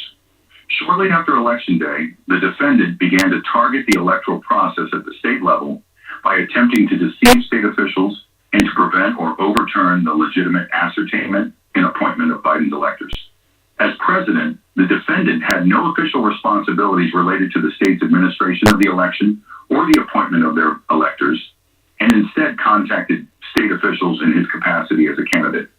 Tellingly, the defendant contacted only state officials who were in his political party and were his political supporters, and only in states he had lost. The defendant's attempts to use deceit to target the state's electoral process played out in Arizona, Georgia, Michigan, Nevada, Pennsylvania, and Wisconsin, as well as across these and other states that use certain voting machines. In addition to the following evidence of the defendant's conduct during the charged conspiracies, at trial, the government will elicit testimony from election officials from the targeted states to establish the objective falsity, and often impossibility, of the defendant's fraud claims. Notably, although these election officials would have been the best sources of information to determine whether there was any merit to specific allegations of election fraud in their states, the defendant never contacted any of them to ask. 1 Arizona, the defendant was on notice that there was no evidence of widespread election fraud in Arizona within a week of the election. On November 9th, for instance, 2 days after news networks projected that Biden had won, the defendant called Arizona Governor P16 to ask him what was happening at the state level with the presidential vote count in Arizona. At that point, though Fox News had projected that Biden had won the state, several other news outlets, including ABC, NBC, CNN, and the New York Times, had not yet made a projection. P16 walked the defendant through the margins and the votes remaining to be counted, which were primarily from Pima County, which favored Biden, and Maricopa County, which was split. P16 described the situation to the defendant as the 9th inning, 2 outs, and the defendant was several runs down. The defendant also raised claims of election fraud, and P16 asked the defendant to send him supporting evidence. Although the defendant said he would, stating, "We're packaging it up," he never did. Shortly thereafter, on November 13, campaign manager P2 told the defendant directly that a false fraud claim that had been circulating, that a substantial number of non-citizens had voted in Arizona, was false. The same day, as noted previously, campaign attorneys conceded in court that the remaining election lawsuit in Arizona was moot. The defendant and CC1 continued to try to influence P16. For example, CC1 tried to contact P16 on November 22nd, the same day the defendant and CC1 reached out to the Arizona Speaker of the House, as described below. And on November 30th, the day P16 signed the Arizona Certificate of Ascertainment, formally declaring Biden's electors as the legitimate electors for Arizona, P16 received a call from the defendant and Pence. P16 advised them that Arizona had certified the election. When the defendant brought up fraud claims, P16, eager to see the evidence, again asked the defendant to provide it, but the defendant never did. Instead, later that evening and into the following morning, the defendant repeatedly publicly attacked P16 as well as Georgia Governor P17 on Twitter, retweeting posts by others such as, "Who needs Democrats when you have Republicans like P17 and P16? Watching the Arizona hearings and then watching Gov P16 sign those papers? Why bother voting for Republicans if what you get is P16 and P17? P17, my state ran the most corrupt election in American history. Hold my beer. And why is P16 still pretending he's a member of the Republican Party after he just certified fraudulent election results in Arizona that disenfranchised millions of Republicans?" The defendant and co-conspirators also attempted to use false fraud claims to convince political allies in the Arizona state legislature to ignore the popular vote and appoint illegitimate electors. On November 22nd, the defendant and CC1 called P18 the Speaker of the Arizona House of Representatives. CC1 did most of the talking. During the call, the defendant and CC1 levied multiple false fraud claims, including of non-citizen, non-resident, and dead voters that affected the defendant's race, and asked P18 to use them as a basis to call the state legislature into session. Okay. All right, now I'm going to let it go some more, but you have to pay attention to the fact that he keeps trying to turn the American public against itself. There has always been close elections in this country. Millions of people voted for both sides. And it was always decided by a few 100,000 or a few million, 2 or 3 million. But millions voted for each side. But never did one side do what was done by Donald Trump. Because no president or incumbent president, if he lost, tried to suggest that somehow the election itself was crooked. See, the minute that Donald Trump can convince enough of the American people to distrust their election. What next? What's next? They overthrow themselves. They not thinking about the fact that, well, what you going to replace this with if you're going to do away with this? They don't think that far ahead. Keep them upset. Keep them. You remember what I told you about making decisions while you are angry or upset?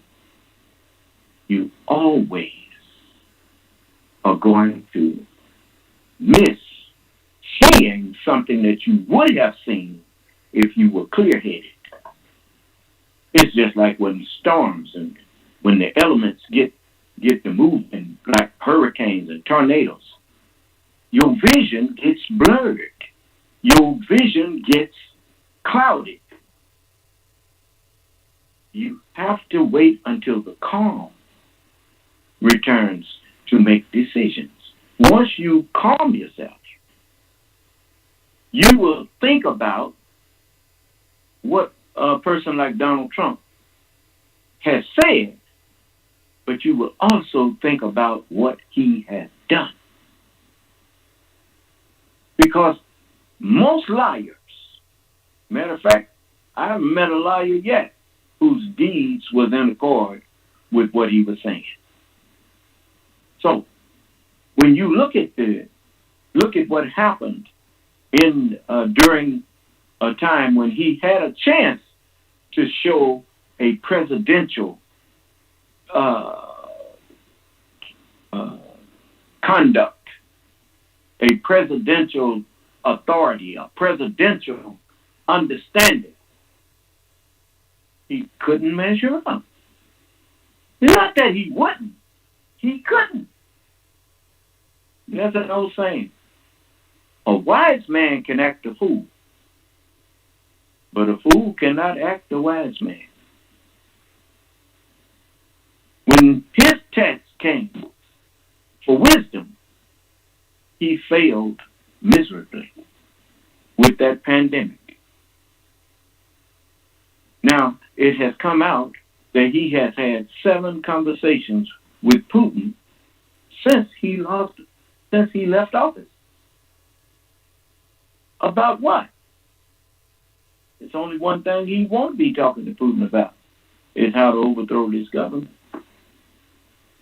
That's all. That's all he could be wanting to talk to Putin about, is what to do to cause the implosion of the United States by putting its citizens against each other. How do you ignite that dynamite or that powder keg? Well, you've already armed everybody. You got them all holding their guns tight. How do you set them in motion to kill each other? So he keeps saying that the American people did, or that you disenfranchise so many millions of Republican voters and all that. Lying. Those people's vote was counted. Just like Hillary Clinton's votes were counted, and she got more votes than Trump did. She can go crazy when the Electoral College votes because of the electoral map. Her majority, which may have been in some of the states, those states only had so many electoral votes they could cast. And so that's how she lost with a majority of popular vote. But she graciously and wisely conceded and congratulated him. And you know, but he's an idiot who, let me tell you something, the only type of person who admires a bully is a coward, and one who wants to be a bully also. That's what bullies are. They're cowards. You know, a man that's a man get no joy out of picking picking fights or starting trouble with someone who he knows is not his equal. But anyway, okay, let's get back to it. To replace Arizona's legitimate electors with illegitimate ones for the defendant. When P18 voiced his deep skepticism, CC1 said, well, we're all kind of Republicans, and we need to be working together. P18 refused and asked CC1 to provide evidence supporting his fraud claims. CC1 never did. Indeed, CC1 met with P18 in person approximately a week later and still had nothing to back up his claims. On November 30th, CC1P12 and others arrived in Arizona for a hotel hearing, an unofficial meeting with Republican legislators, during which they promoted false fraud allegations. In a meeting the day after the hearing, when state legislators pressed CC1 and P12 for evidence to support their claims, CC1 conceded that even on that late date, we don't have the evidence. Remember, CC1 is Giuliani. You know that's who that is. Co-conspirator 1 is Giuliani. He was the one started that mess with, and showed them, did that spin on Shay Moss and her mother, Ruby Freeman. And Giuliani, he was the one that called Rusty Bowers trying to get him to break his oath and support overturning a fair and free election. So remember CC1 and that's they call it co-conspirator 1 and Donald Trump. Every time you hear the term defendant, you know you're talking about Donald Trump. And when you see CC1, yes, that's Giuliani. Okay, back to it. But we have lots of theories. When the legislators were frustrated that CC1 had no support for his claims and asked him tough questions, CC1 expressed surprise at the way he was being treated, stating, "Man, I thought we were all Republicans." This is a little more hostile reception. I'm amazed at the reception I'm getting here. On December 4th, P18 released a public statement in which he explained that he did not have the authority to use the legislature to reverse the results of the election, and that doing so would constitute an attempt to nullify the people's vote based on unsupported theories of fraud.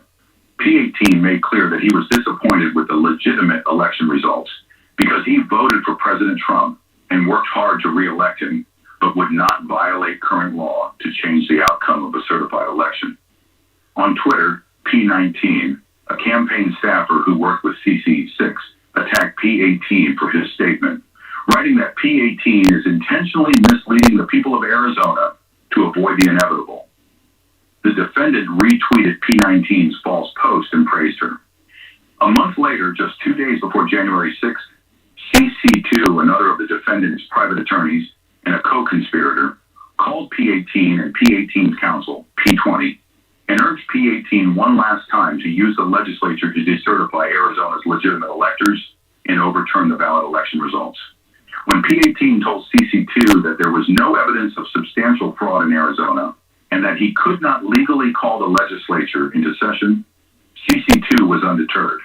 He conceded that he didn't know enough about the facts on the ground regarding fraud in Arizona and said that P18 should nonetheless falsely claim that he had the authority to convene the legislature and let the courts sort it out.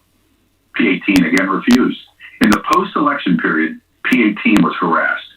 On several occasions, individuals gathered outside P18's home with bullhorns and screamed and honked their vehicle horns to create noise. Once an individual in visible possession of a pistol and wearing a T-shirt in support of a militia group came onto P18's property and screamed at him. At the time of these events, P18's daughter was at home and was very ill, and the noise caused her disruption and angst. 2. Georgia. The defendant had early noticed that his claims of election fraud in Georgia were false. Around mid-November, campaign advisor P4 told the defendant that his claim that a large number of dead people had voted in Georgia was false. The defendant continued to press the claim anyway, including in a press appearance on November 29th, when he suggested that a large enough number of dead voters had cast ballots to change the outcome of the election in Georgia. 4 days later, on December 3rd, CC1 orchestrated a presentation to a judiciary subcommittee of the Georgia State Senate. In the morning in advance of it, CC1 had spoken to the defendant on the phone for almost 20 minutes. And at the hearing, CC1 arranged for co-conspirators and agents to repeat the false dead voter claim. The claim was so patently false that everyone around the defendant knew it. During the hearing, Chief of Staff P21 and P9 exchanged text messages on their personal phones, confirming that a campaign attorney, P22, had verified that CC1 claim of more than 10,000 dead voters was false, and that the actual number was around 12 and could not be outcome determinative. During the subcommittee hearing, the conspirators also set in motion a sensational and dangerous lie about election workers at State Farm Arena that would result in the defendant's supporters harassing and threatening those workers. First, one of the defendant's private attorneys claimed that more than 10,000 dead people had voted in Georgia. Next, P24, an agent of the defendant, played misleading excerpts of closed-circuit camera footage from State Farm Arena and insinuated that it showed election workers committing misconduct, counting suitcases of illegal ballots. Lastly, based on the false fraud allegations, CC2, who had already been engaged as a private lawyer for the defendant but did not disclose it at the hearing, encouraged the Georgia legislators to decertify the state's legitimate electors. While the heating was ongoing, the defendant simultaneously amplified the misinformation about the State Farm Arena election workers, falsely tweeting, "Wow, blockbuster testimony taking place right now in Georgia. Ballot stuffing by Dems when Republicans were forced to leave the large counting room. Plenty more coming, but this alone leads to an easy win of the state." He did this just after retweeting 2 of his campaign account's tweets that promoted the false claim about election workers at State Farm Arena. Over the next week, the claim of misconduct at State Farm Arena was disproven publicly as well as directly to the defendant.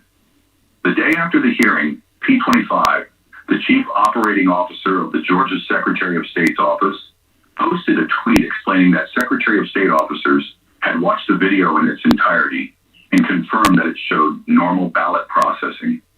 P25 again forcefully debunked the conspirators' claim about the State Farm video in a press conference on December 7th, explaining at length the election workers' innocent conduct depicted in the closed-circuit camera footage and stating, "And what's really frustrating is the president's attorneys had this same videotape.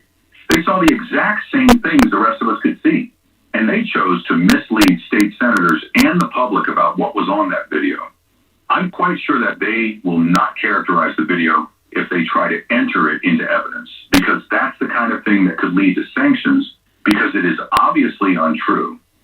They knew it was untrue, and they continue to do things like this." On December 8th, the defendant called Georgia Attorney General P26. P26 had advance notice that the topic of the call was Texas versus Pennsylvania, an election lawsuit in which Texas was suing other states, including Georgia, to attempt to prevent the certification of the election. U.S. Senator P27 told P26 that the defendant had heard that P26 was whipping, or lobbying, other state attorneys general against filing amicus briefs in support of Texas. P26 was not lobbying against the suit and told P27 so. P27 asked P26 if he would speak with the defendant about it, and P26 agreed. Shortly thereafter, the defendant called P26 and immediately raised Texas versus Pennsylvania, saying, "I hope you're not talking to your AGs and encouraging them not to get on the lawsuit." P26 told the defendant that he was not affirmatively calling other state attorneys general, but that if they called him, he was telling them what he was seeing in his state, which was something that the defendant probably did not want to hear. P26 was just not seeing evidence of fraud in Georgia. The defendant nonetheless raised various fraud claims. P26 told him that state authorities had investigated the State Farm Arena allegations and found no wrongdoing, and that he thought another claim the defendant raised about Coffee County, Georgia, had been similarly resolved, but would check. The defendant asked P26 to look at them again, because we're running out of time. P26 tried to steer the call to an end by thanking the defendant and telling him that he had voted for him twice and appreciated the defendant, to which the defendant responded, "Yeah, I did a hell of a job, didn't I?" At one point, the defendant raised with P26 the impending runoff election for Georgia's U.S. Senate seats and how important it was to re-elect P27 and P28. The day after the call, the defendant, in his private capacity as a candidate for president, intervened in support of Texas versus Pennsylvania. His attorney for that matter was CC2. On the same day as the defendant's call with P26, the defendant's campaign staff acknowledged that the State Farm Arena claim was unsupported, emailing one another about the fact that television networks may decline to run campaign advertisements promoting it. In frustration regarding the claim and others like it, P4, who spoke with the defendant on a daily basis and had informed him on multiple occasions that various fraud claims were false, wrote, "When our research and campaign legal team can't back up any of the claims made by our elite strike force legal team, you can see why we're 032 on our cases. I'll obviously hustle to help on all fronts, but it's tough to own any of this when it's all just conspiracy shit beamed down from the mothership." On December 10th, however, CC1 further perpetuated the false State Farm Arena claim when he appeared at another hearing, this one before the Georgia House of Representatives Government Affairs Committee. During it, he displayed some of the same footage as had been used in the December 3rd hearing that had been debunked in the interim by Georgia officials, and nonetheless claimed that it showed voter fraud right in front of people's eyes. He then named two election workers, a P29 and her mother, P30, and baselessly accused them of, quite obviously surreptitiously, passing around USB ports as if they are vials of heroin or cocaine, and suggested that they were criminals whose places of work, their homes, should have been searched for evidence of ballots, for evidence of USB ports, for evidence of voter fraud. As these false claims about P30 and P29 spread, the women were barraged by racist death threats. In the years since, they have spoken about the effect of the defendant and co-conspirators' lies about them. As P30 explained in an interview with congressional investigators, when someone as powerful as the President of the United States eggs on a mob, that mob will come. They need a station ID.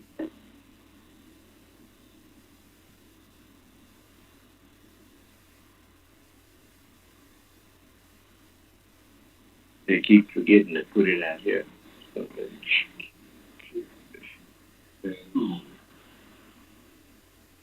You're watching WHBS, Highland Park, Detroit.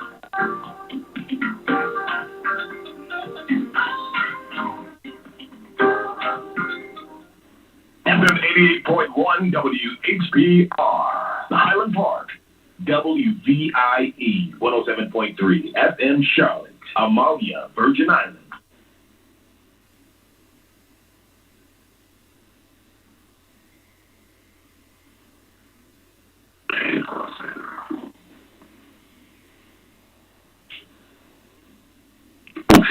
Their threats, their racism, and their hats, they haven't stopped even today.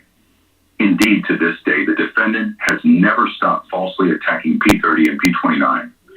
Although none of the false claims against them were ever corroborated, the defendant has continued to levy them on social media, including when the defendant attacked P30 in January 2023, just after her testimony to congressional investigators was made public. Throughout the post-election period, the defendant used Twitter to publicly attack Georgia Governor P17 with particular aggression. In the 35 days between November 30th, 2020 and January 3rd, 2021, the defendant tweeted critically about 17 by name or title, more than 40 times. These tweets included the ones also attacking 60 described above, as well as others particular to Breeze 17, like, "Why won't Governor P17, the hapless governor of Georgia, use his emergency powers, which can be easily done, to overrule his obstinate Secretary of State and do a match of signatures on envelopes? It will be a gold mine of fraud, and we will easily win the state. I will easily and quickly win Georgia if Governor P17 or the Secretary of State permit a simple signature verification. Has not been done and will show large-scale discrepancies. Why are these two Republicans saying no? If we win Georgia, everything else falls in place. The Republican governor of Georgia refuses to do signature verification, which would give us an easy win. What's wrong with this guy? What is he hiding? And how does Governor P17 allow certification of votes without verifying signatures, and despite the recently released tape of ballots being stuffed? His poll numbers have dropped like a rock. He is finished as governor. In the post-election period, the defendant also made false claims in court about fraud in Georgia unsuccessfully. For example, in Trump v. Kemp, a federal lawsuit in which the defendant sued Georgia's governor and secretary of state, the defendant signed a verification of fraud allegations that he and his attorney on the case, CC2, knew was inaccurate. P9 spoke with the defendant and CC2 in late December regarding the proposed verification. First, he told CC2 and another private attorney, P31, that they could not have the defendant sign it because they could not verify any of the facts.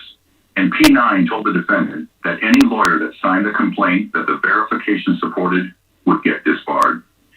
CC2 acknowledged this problem in an email on December 31st to P32, lead counsel for the defendant as candidate in Trump Bear, Pia, Kemp, and another private attorney, writing that in the time since the defendant signed a previous verification in the case, he had been made aware that some of the allegations and evidence proffered by the experts has been inaccurate, and that signing a new affirmation with that knowledge and incorporation by reference would not be accurate. Nonetheless, on December 31st, the defendant signed the verification and CC2 caused it to be filed. On January the 2nd, Georgia Secretary of State P33 appeared on Fox News and said that various rumors of election fraud were false and the defendant had lost in Georgia. Our office has been very busy with what I call the rumor whack-a-mole. Every day, a rumor will pop up and then we whack it down. What we do is we basically whack it down with the truth. And people can't handle the truth sometimes because they're very disappointed in the results. And I get that. I voted for President Trump also, but at the end of the day, we did everything we could. We did an audit of the race. President Trump still lost. Then we did a full recount. President Trump still lost. We had a safe, secure process. P33, like P17, had been on the receiving end of the defendant's tweets. These included, why isn't the GA Secretary of State P33, a so-called Republican, allowing us to look at signatures on envelopes for verification? We will find tens of thousands of fraudulent and illegal votes. Rhinos P17, P34, and Secretary of State P33 will be solely responsible for the potential loss of our two great senators from Georgia, P27 and P28. Won't call a special session or check for signature verification. People are angry. And Georgia, where is signature verification approval? What do you have to lose? Must move quickly. P17, P34. Shortly after seeing the interview, the defendant set up a call with P33 to discuss his pending private lawsuit, Trump v. Kemp, in which P33 was a named defendant. For this reason, P33 at first hoped to avoid speaking with the defendant, but ultimately acquiesced because the defendant was persistent in seeking to set it up. Also because of the pending lawsuit, P33 arranged for his general counsel, P35, to participate. Joining the defendant on the call were Chief of Staff P21 and 3 private attorneys, P32 and P36 counsel of record in Trump 5, Kemp and the attorneys whom CC2 had emailed about the defendant's false verification, and P31, whom P21 introduced on the call as someone who is not the attorney of record but has been involved. The defendant began the call with an animated monologue in which he argued that he had won the election in Georgia, saying, okay, thank you very much. Hello, P33 and P35 and everybody. We appreciate the time in the call. So we've spent a lot of time on this, and if we could just go over some of the numbers, I think it's pretty clear that we won. We won very substantially, Georgia. Throughout the call, the defendant continued to state that he had won and referenced Biden's margin of victory that he needed to overcome to prevail in the state, including by asserting that I just want to find 1,180 votes. He did not reference other elections on the same ballot. After the defendant's opening salvo, P33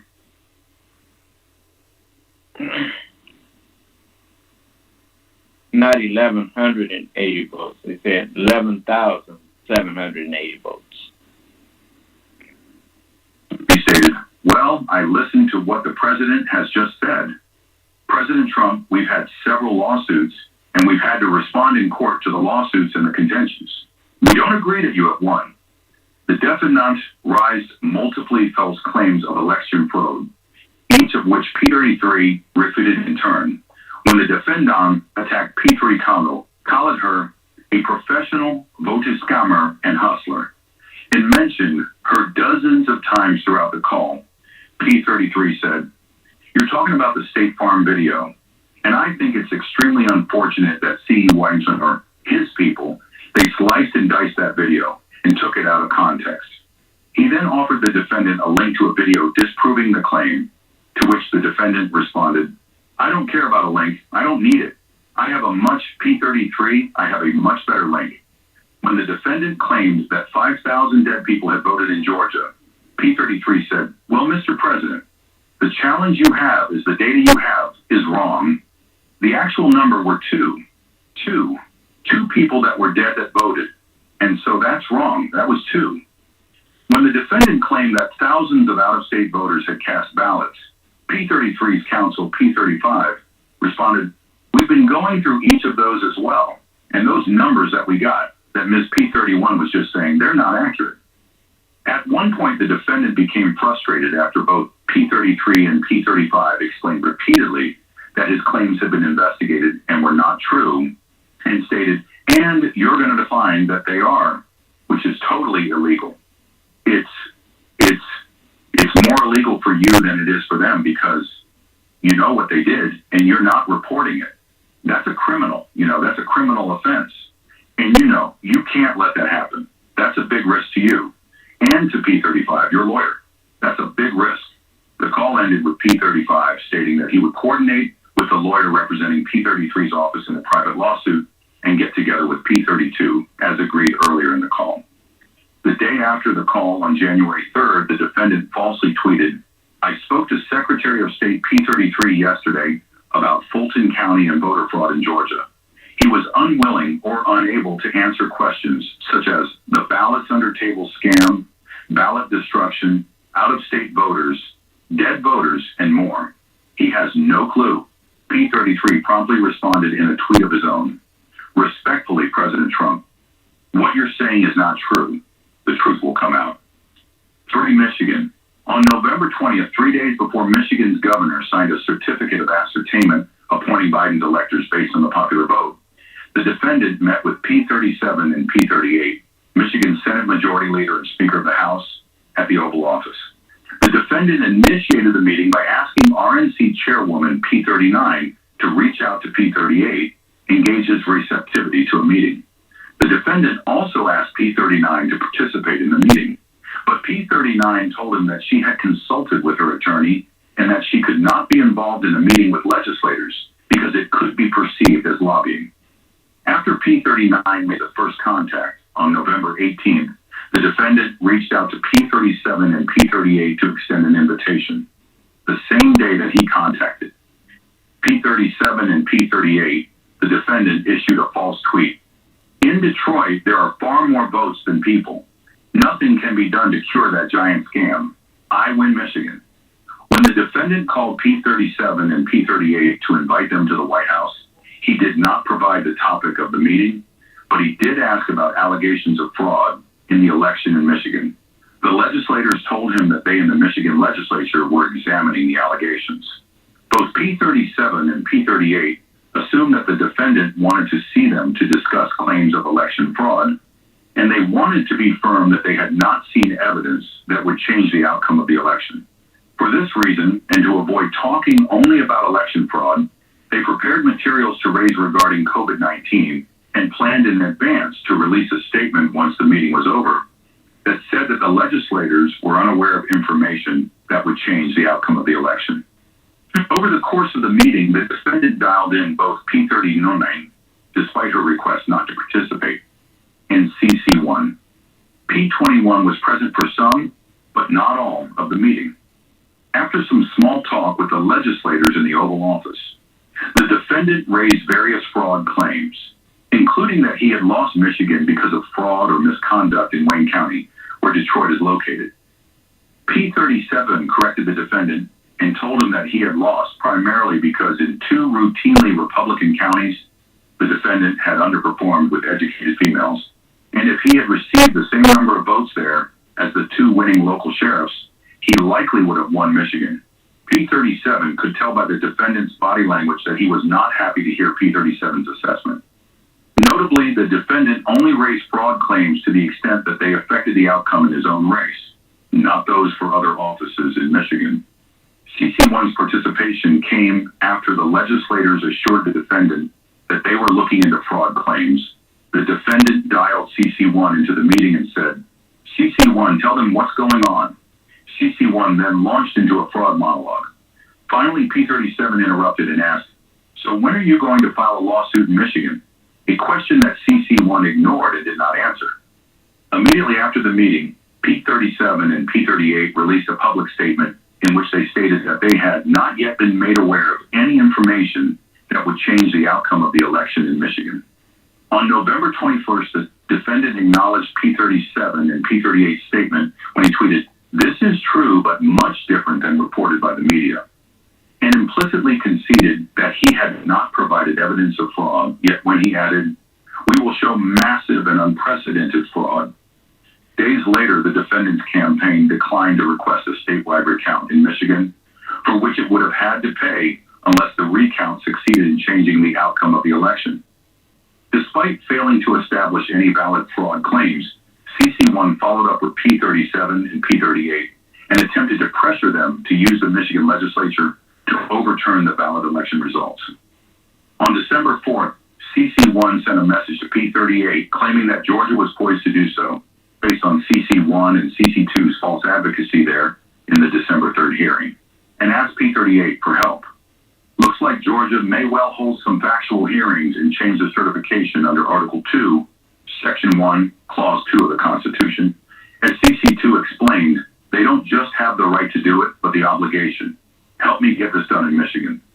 On December 7th, CC1 attempted to send P37 a message, though failed because he typed the wrong number into his phone. So I need you to pass a joint resolution from the Michigan legislature that states that the election is in dispute, there's an ongoing investigation by the legislature, and the electors sent by Governor Whitmer are not the official electors of the state of Michigan and do not fall within the safe harbor deadline of decade under Michigan law. Campaign operative P5 was involved in the drafting of this message with the assistance of P41, who was associated with the defendant's campaign efforts in Michigan. The following day, CC1 shared the draft with the defendant, sending it to his executive assistant, P42, by email. These efforts failed. On December 14th, the day that duly appointed electors across the country met and cast their electoral votes, P37 and P38 issued public statements confirming that the defendant had lost Michigan and the legislators still had not received evidence of outcome determinative fraud in their state.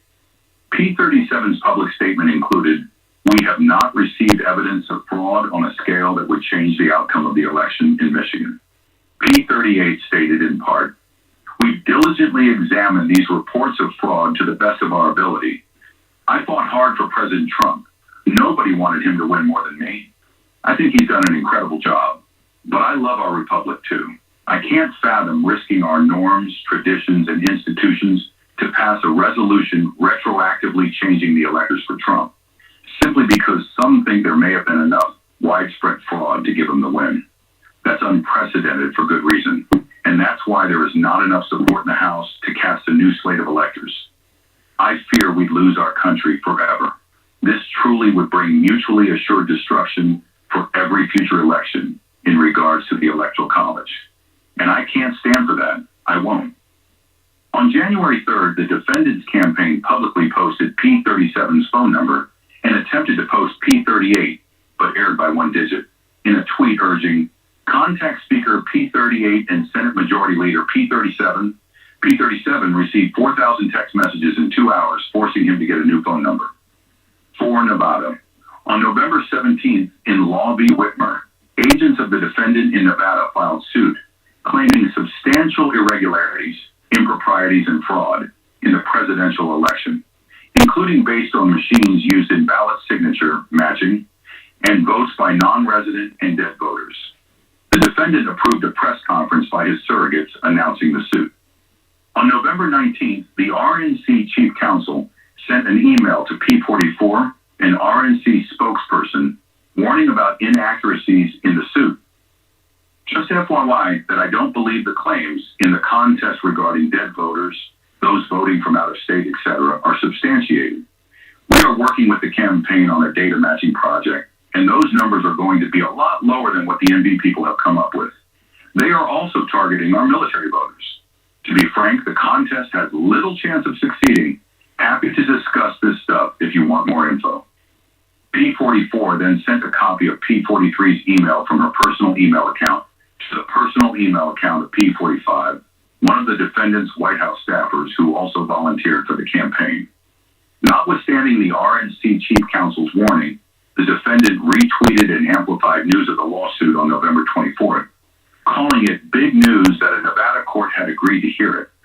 But the defendant did not similarly promote the fact that within 2 weeks, on December 4th, the Nevada District Court dismissed Law v. Whitmer, finding in a detailed opinion that there is no credible or reliable evidence that the 2020 general election in Nevada was affected by fraud, including through the signature match machines, and that Biden won the election in the state.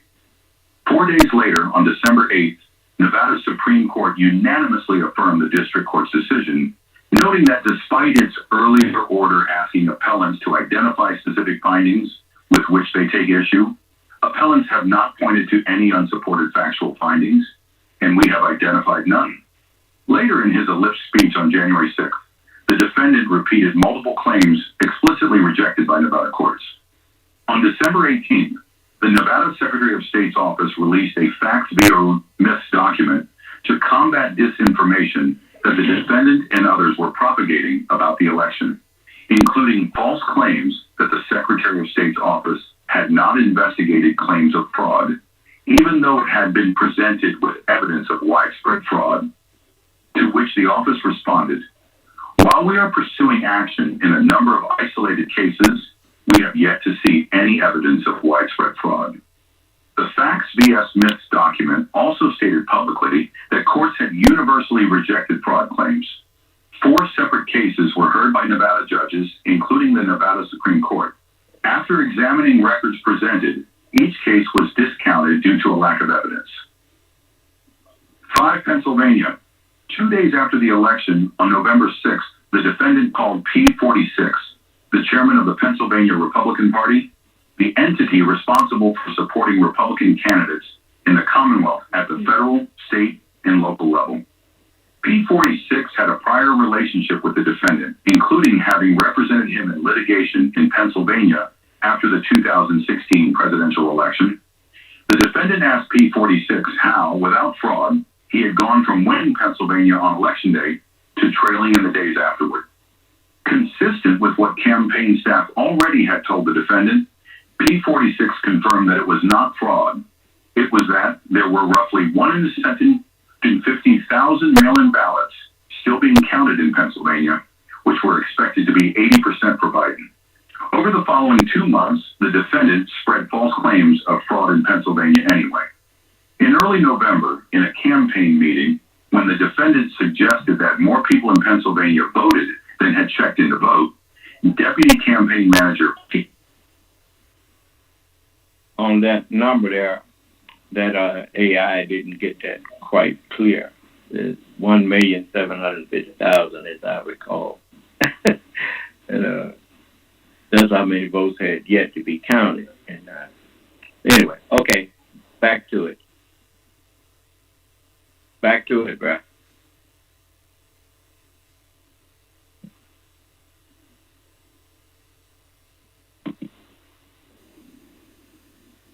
Philadelphia City Commissioner P47 appeared on television and stated that there was no evidence of widespread fraud in Philadelphia. After seeing the interview, the defendant targeted P47, tweeting, "A guy named P47, a Philadelphia commissioner and so-called Republican, Rhino, is being used big time by the fake news media to explain how honest things were with respect to the election in Philadelphia. He refuses to look at a mountain of corruption and dishonesty. We win. As a result of the defendant's attack, threats that P47 already was receiving became more targeted and detailed, and included his address and the names of his family members. On the defendant's behalf, CC12 spread patently false claims about Pennsylvania. On November 25th, CC1 and P12 attended an unofficial hearing with Republican state legislators in a Gettysburg Hotel conference room. The defendant called in, claimed to have been watching, and demanded that the election in Pennsylvania has to be turned around. During the event, CC1 falsely stated that Pennsylvania issued 1.8 million absentee ballots and received 2.5 million in return. The claim was rooted in an obvious error, the comparison of the number of ballots sent out in the primary election to the number of ballots received in the general election. After seeing CC1 make this claim, P43, the RNC's chief counsel, tweeted publicly, "This is not true." In the following days, campaign staff internally confirmed that CC1 was lying. When one campaign staffer wrote in an email that CC1 claim was just wrong and there's no way to defend it, P3 responded, "We have been saying this for a while. It's very frustrating." Likewise, in late November or December, P9 informed the defendant directly that a claim CC1 was spreading, that Pennsylvania received 700,000 more mail-in ballots than were mailed out, was bullshit, and explained the error. P43 followed up on his public tweet in a private email on November 28 to P44, the RNC spokesperson, expressing his concern about CC1 and P12's spread of disinformation. I'm really not trying to give you a hard time, but what CC1 and P12 are doing is a joke, and they are getting laughed out of court. It's setting us back in our fight for election integrity, and they are misleading millions of people who have wishful thinking that the president is going to somehow win this thing. When CC1 learned of P43's tweet and email on November 28th, he called P43 and left a threatening voicemail stating, "I really do need an explanation for what you said today, because if there isn't a good one, you should resign. Got it? So call me or I'll call the boss and get you to resign. Call me. It'd be better for you if you do." CC1 also contacted RNC chairwoman P39 to demand that P43 be fired, and thereafter P43 was relieved of his duties as RNC chief counsel. On December 3rd, 4 Republican leaders of the Pennsylvania legislature issued a public letter stating that the General Assembly lacked the authority to overturn the popular vote and appoint its own slate of electors, and that doing so would violate the state election code and constitution. PETA 48, an agent of the defendant who worked closely with CC1, issued a tweet showing the 4 legislators' names and signatures and wrote, "These are the 4 cowardice Pennsylvania legislators that intend to allow the Democrat machine to come and steal the vote. Cowards, charged liars, charged traitors," while linking to the legislators' Twitter accounts. On Sunday, December 6th, at 12:56 a.m., from the White House residence, having just returned from a political rally in Valdosta, Georgia, the defendant retweeted and amplified P48's post. 6, Wisconsin. On November 29th, a recount that the defendant's campaign had petitioned and paid for confirmed that Biden had won in Wisconsin and increased the defendant's margin of defeat. On December 14th, the Wisconsin Supreme Court rejected the campaign's election lawsuit there. As a result, on December 21st, Wisconsin's governor signed a certificate of final determination confirming the prior certificate of ascertainment that established Biden's electors as the valid electors for the state. In response, the defendant issued a series of tweets attacking P49, the Wisconsin Supreme Court justice, who had written the majority opinion rejecting his campaign's lawsuit and advocating that the Wisconsin legislature overturn the valid election results. 2 years ago, the great people of Wisconsin asked me to endorse a man named P49 for state Supreme Court justice when he was getting destroyed in the polls against a tough Democrat candidate who had no chance of losing.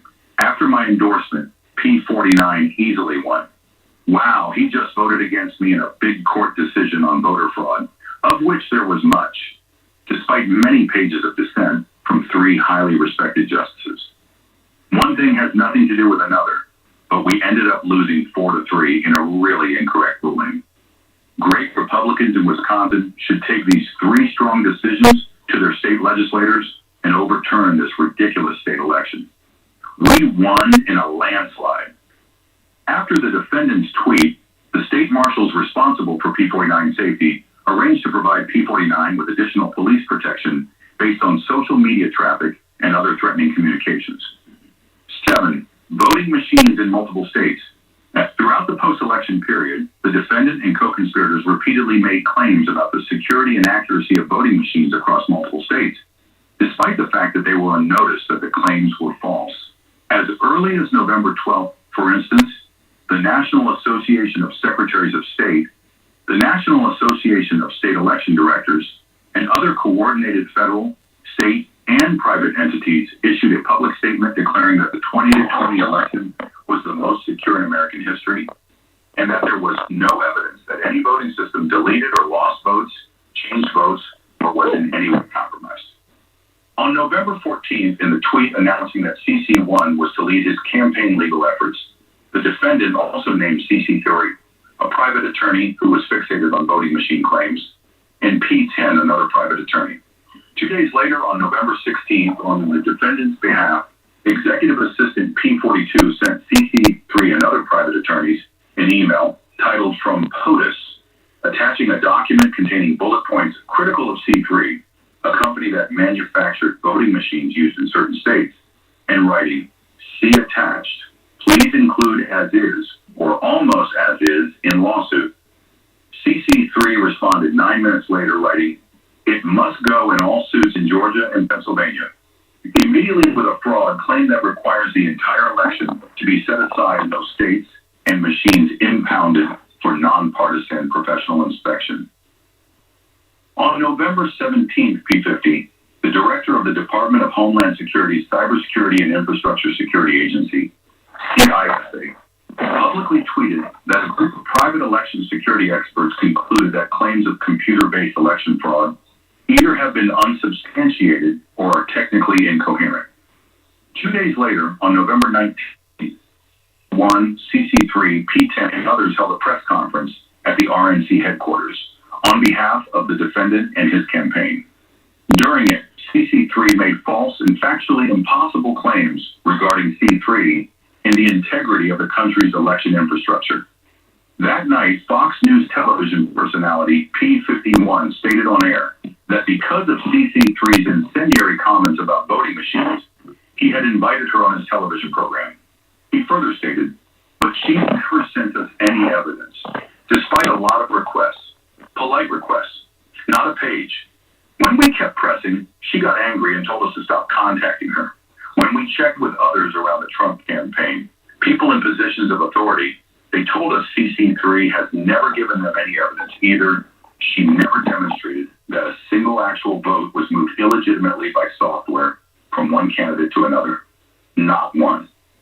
The defendant saw his private attorney's RNC press conference and P51's discussion of CC3, and he acknowledged to P4 that CC3 had appeared unhinged in the press conference. On November 20th, the day after the press conference, the defendant made a similar comment to P7 and P52, two White House staffers who also volunteered for his campaign. In casual conversation after another meeting had ended, the defendant told P7 and P45 that P51 had eviscerated or destroyed CC3. The defendant then had a call with CC3 on speakerphone, while P7 and P45 listened in and mentioned the P51 segment to CC3. While CC3 responded, the defendant placed the call on mute, and to P7 and P45 mocked and laughed at CC3, called her claims crazy, and made a reference to the science fiction series Star Trek when describing her allegations. In the same time period, when P9 told the defendant that CC3 claims were unreliable and should not be included in lawsuits, the defendant agreed that he had not seen anything to substantiate CC3's allegations. On November 22, notwithstanding the defendant's tweet from 8 days prior announcing CC3's involvement, CC1 issued a statement on behalf of the campaign distancing the defendant from CC3. CC3 is practicing law on her own. She is not a member of the Trump legal team. She is also not a lawyer for the president in his personal capacity. Nonetheless, the defendant continued to support and publicize CC3's knowingly false claims. For example, within days of CC1's statement, the defendant promoted a lawsuit that CC3 was about to file. Tweeting on November 24th, breaking news, CC3 says her lawsuit in Georgia could be filed as soon as tomorrow and says there's no way there was anything but widespread election fraud. MAGA, shocker, America First for Dobbs.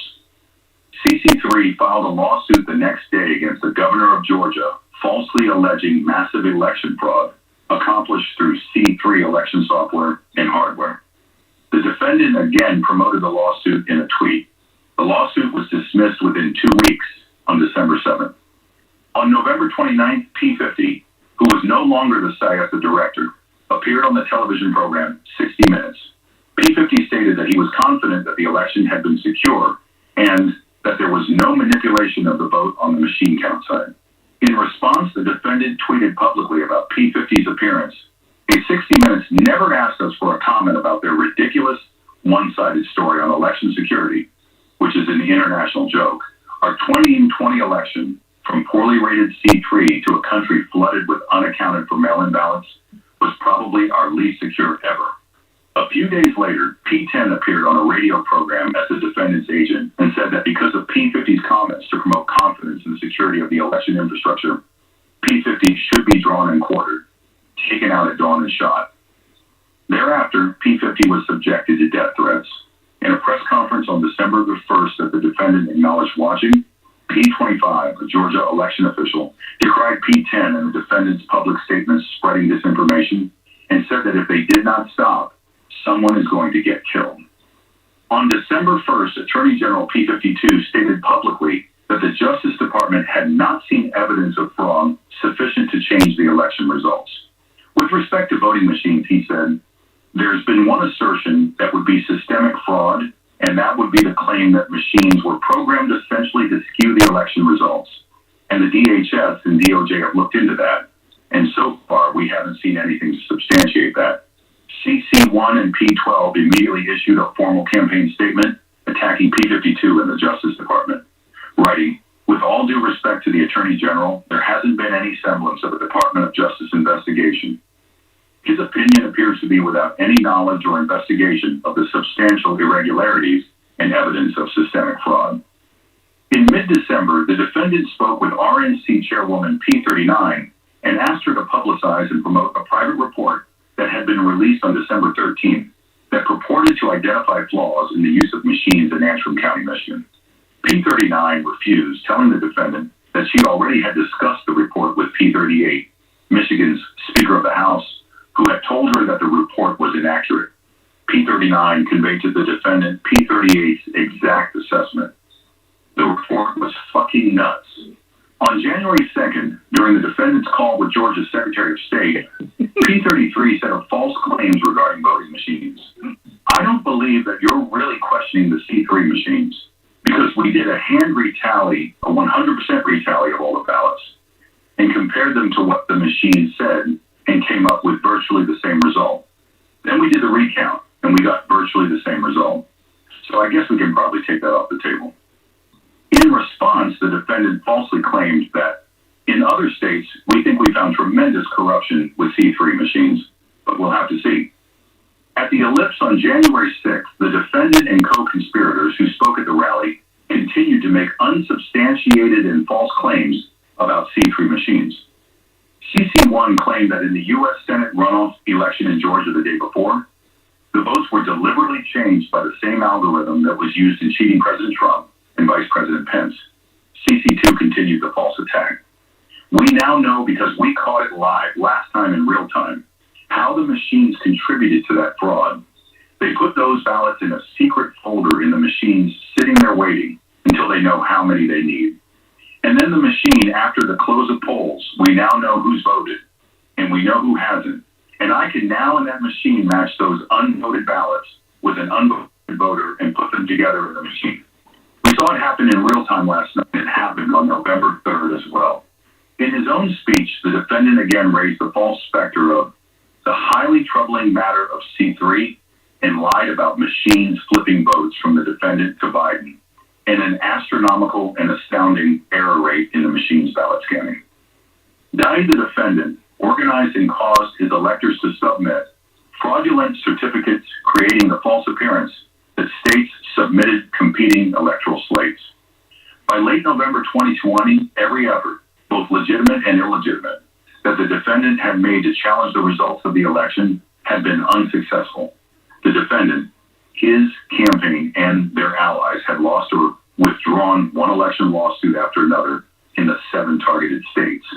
And the defendant and co-conspirators' efforts to overturn the legitimate vote count through a pressure campaign on state officials and through false claims made directly to state legislators in formal or pseudo-hearings continue to fail.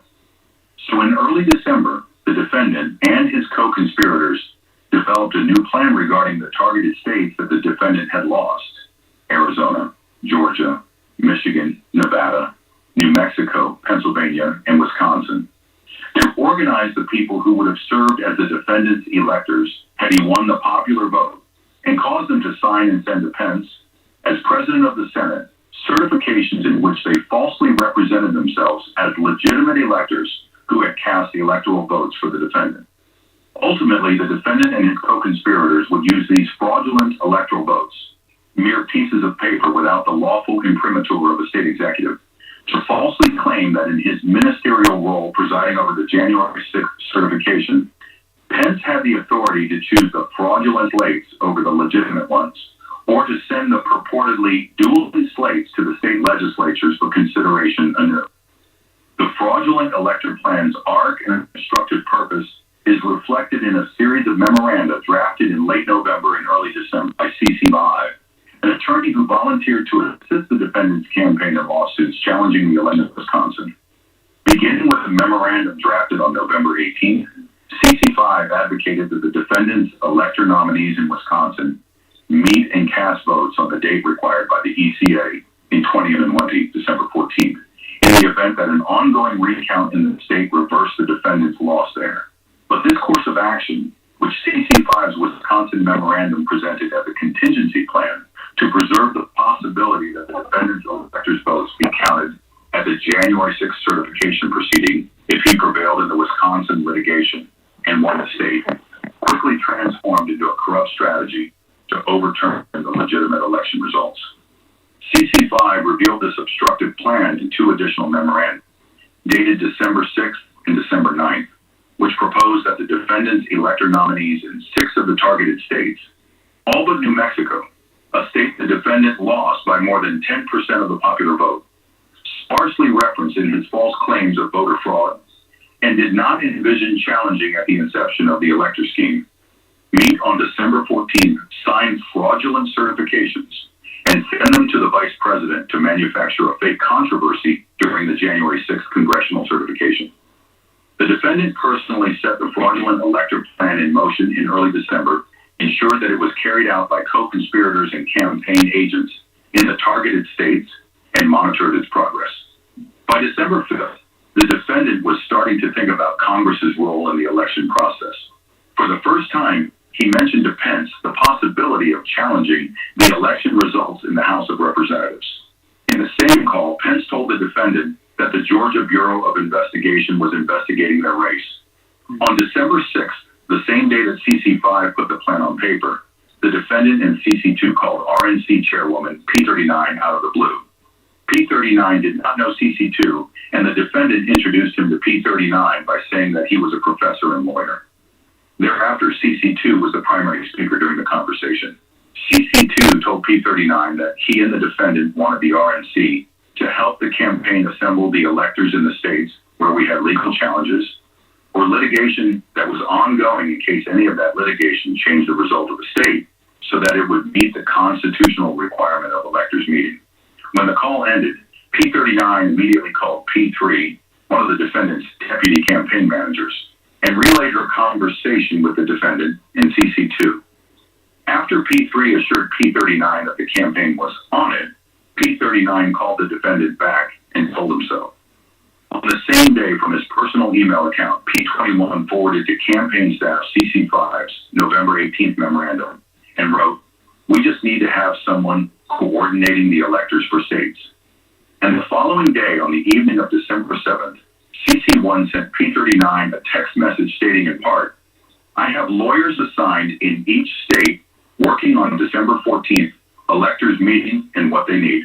I will send you a list.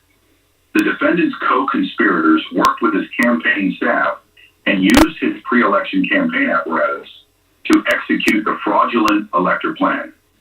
The defendant communicated with CC1 and CC2 about the plan, and they in turn communicated with CC6 and CC5. Ultimately, P5, P19, and other campaign staff and agents helped carry out CC5's plans. On December 8th, CC5 spoke on the phone with P53, a private attorney whom CC1 and CC6 had identified as a contact for the plan in Arizona. Following the call, P53 recounted the conversation in an email. I just talked to the gentleman who did that memo, CC5. His idea is basically that all of us, Georgia, Wisconsin, Arizona, Pennsylvania, etc., have our electors send in their votes, even though the votes aren't legal under federal law, because they're not signed by governor, so that members of Congress can fight about whether they should be counted on January 6th. They could potentially argue that they're not bound by federal law because they're Congress that make the law, etc. Kind of wild creative. I'm happy to discuss. My comment to him is that I guess there's no harm in it, legally at least. I.e., we would just be sending in fake electoral votes to Pence so that someone in Congress can make an objection when they start counting votes and start arguing that the fake votes should be counted. On December 9th, CC6 contacted P39 for assistance with a request from CC5 for a list of our electors in each state and copies of the certificates sent in 4 years ago. P39 responded that campaign employees were already assisting in the effort and referred CC6 to P3. The next day, at CC1's direction, CC5 generated directions to the electors in all of the targeted states, except for Wisconsin, which had already received his memos, and New Mexico, which he had not yet been asked to do, on how best to mimic the manner in which valid electors were required by state law to gather and vote, along with fraudulent certificates of vote for the defendant's electors to sign. The day before, the defendant's electors were scheduled to meet and sign fraudulent certificates of vote. The defendant asked campaign advisor P4 for an update on the elector plan and directed P4 to issue a statement, and CC1 asked P4 to participate in a messaging conference call. P4 discussed these developments in a text thread with P3, campaign staffer P54, and P9. After P4 proposed a communications plan for the campaign on the elector vote, P9 wrote to P3, I'll call soon and we'll talk with boss. The participants then discussed to whom a campaign statement could be attributed. P3 wrote, here's the thing, the way this is morphed, it's a crazy play, so I don't know who wants to put their name on it. P4 then shared with those on the text thread the invitees to the call CC1 was convening. CC1, CC6, P12, P19, P55, and P56, and derogatorily referred to them as the Star Wars Bar, meaning a motley assortment of characters, and in this case specifically ones whose professional competence P4 doubted and whom he personally would not choose to hire. P9 responded, certifying illegal votes. Thereafter, the text participants collectively agreed that no message would go out under their names because they can't stand by it. In the midst of these text messages, P9, P4, and P3 had a 19-minute phone call with the defendant. In practice, the fraudulent elector plan played out somewhat differently in each targeted state. In general, the co-conspirators deceived the defendant's elector nominees in the same way that the defendant in CC2 deceived P39, by falsely claiming that their electoral votes would be used only if ongoing litigation were resolved in the defendant's favor. A select few of the defendant's agents and elector nominees, however, had insight into the ultimate plan to use the fraudulent elector certificates to disrupt the congressional certification on January 6th. In several states, the defendant, his co-conspirators, and agents were unable to convince all of the defendant's elector nominees to participate. P57, for instance, a former U.S. representative and U.S. attorney and one of the defendant's elector nominees in Pennsylvania, who opted out of the plan, told the state party vice chair trying to organize the defendant's electors that he would not participate because the plan did not follow the proper process and was illegal. When electors like P37 declined, the conspirators and agents had to recruit substitutes willing to go along with the plan. Other electors who participated based on the conspirators' false assurances that their votes were only a contingency were later surprised to learn that they were used on January 6th and would not have agreed to participate if the conspirators had been truthful about their plan. In Pennsylvania, the defendants' elector nominees concerned about the propriety of the plan presented a problem for the conspirators. In text messages that P5 and CC6 exchanged on December 11th into the early morning hours of December 12th, P5 told CC6 that P46, the state Republican Party chairman, whom the defendant had called shortly after the election, is winding up the electors, telling them if they sign the petition, they could be prosecuted, need a counterargument, or someone has to call him and tell him to stop. CC6 responded, "Have someone who knows him call him to tell him to stop." P5 replied, "That's the plan. PA is squishy right now. Going to need a call with CC1 tomorrow." On December 12th, CC1, CC5, CC6, and others held a conference call organized by the campaign to placate the defendants' Pennsylvania electors. Okay. What I'm going to do is I'm going to start this. If it pleases Allah, I'll start it tomorrow at this point. And, I like the fact, the way that it's a smooth, for the most part, that AI reading of it is a lot smoother than me just standing up reading and because you need to hear this. And I also wanted you to hear something else.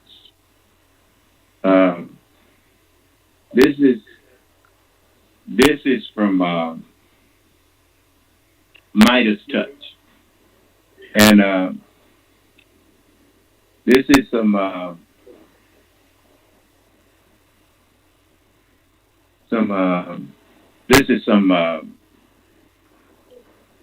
up-to-date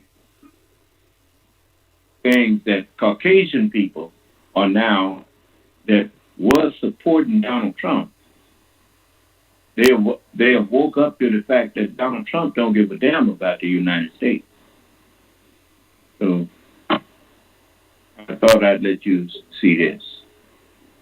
I've been scrolling through TikTok, and I don't think I've seen people this fed up with Donald Trump in a long, long time. I'm talking about veterans, I'm talking about women, I'm talking about people from across the political spectrum coming together to say enough is enough. I am sick of this crap. We are not going back to that. I'm going to dive right into it in just a second. My name is Brett Mycelis, here with the Midas Touch Network. Remember to hit subscribe. We're on our way to 3.5 million subscribers, and we can't get there without you. Okay, first I want to start with this veteran, a 22-year veteran of the United States military. He explains why he is voting for Vice President Kamala Harris and Governor Tim Walz. Watch this. I'm an Army veteran. I served almost 22 years. And I support Kamala Harris and Tim Walz. I despise Donald Trump. I despise J.D. Vance. They tell you they're lying to you. They make up bullshit narratives to make you hate Democrats even more than you already do. They make up lies about natural disasters for clout and for likes. And it's disgusting. Over 200 people that we know of have died during Hurricane Helene, and there's another hurricane approaching. And all the Republican Party wants to do is blame Democrats. And Donald Trump and the Republican MAGA Party, they don't want to help Democrats. Mike Johnson doesn't want to help Democrats. So yes, I'm a veteran. I support Kamala Harris and Tim Walz. And I support the LGBTQIA+ community without hesitation. And I am not ashamed to admit that, because they have every right to be a human being as any straight person, as any evangelical. And to think otherwise is just nasty and hateful and truly bigoted. Well said, sir, and thank you for your service. Here is a farmer who has a simple message. He says, don't underestimate Americans this November. Check this out. Yeah, say what you want about Americans, but you watch as the free-thinking citizens of this country are about to hold the largest anti-fascist referendum that the world has ever seen. See, we're about to show everyone that in this country, we choose hope over hate and freedom over fear. And now, as over the next 30 days or so, 100 million plus equal rights, love, and true patriots are all on their way to the polls to vote for our first Madam President. Now this in a direct repudiation to the tyrannical movement that is attempting to end this American experiment as we know it. You see, the people that vote in this nation are the strongest force in the world, and we will not tolerate minority rule. We will not tolerate bullies, and we will not tolerate this hate anymore. The people of this nation want love and peace for themselves and their neighbors. We do not want all of this vitriol. So y'all, I think we should pick out our smiles and realize that not only are we fighting, but we have the pleasure to fight for this beautiful land. And now we get to show all these haters what real freedom means as we vote for our next Madam President. Y'all vote blue up and down the ballot to get rid of all this MAGA weed out, all right? All gas, no brakes, all the way to the polls, people. Let's do this. This next creator highlights Kamala Harris's answer during her interview on Call Her Daddy.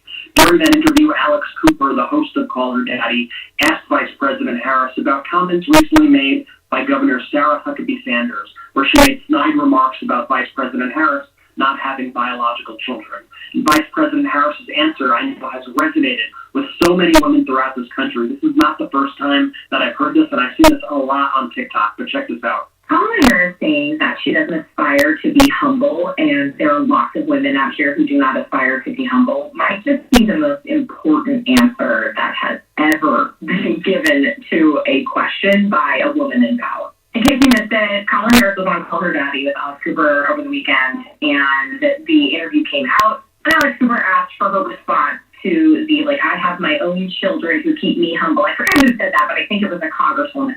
And humility and being humble is really a thing that we attach to men, right? We're oh, he's so goal-driven. He aspires to be powerful. And so her saying that, there's a whole lot of women who do not aspire to be humble. It's not insulting to the people who do. It's merely saying that there's a different path.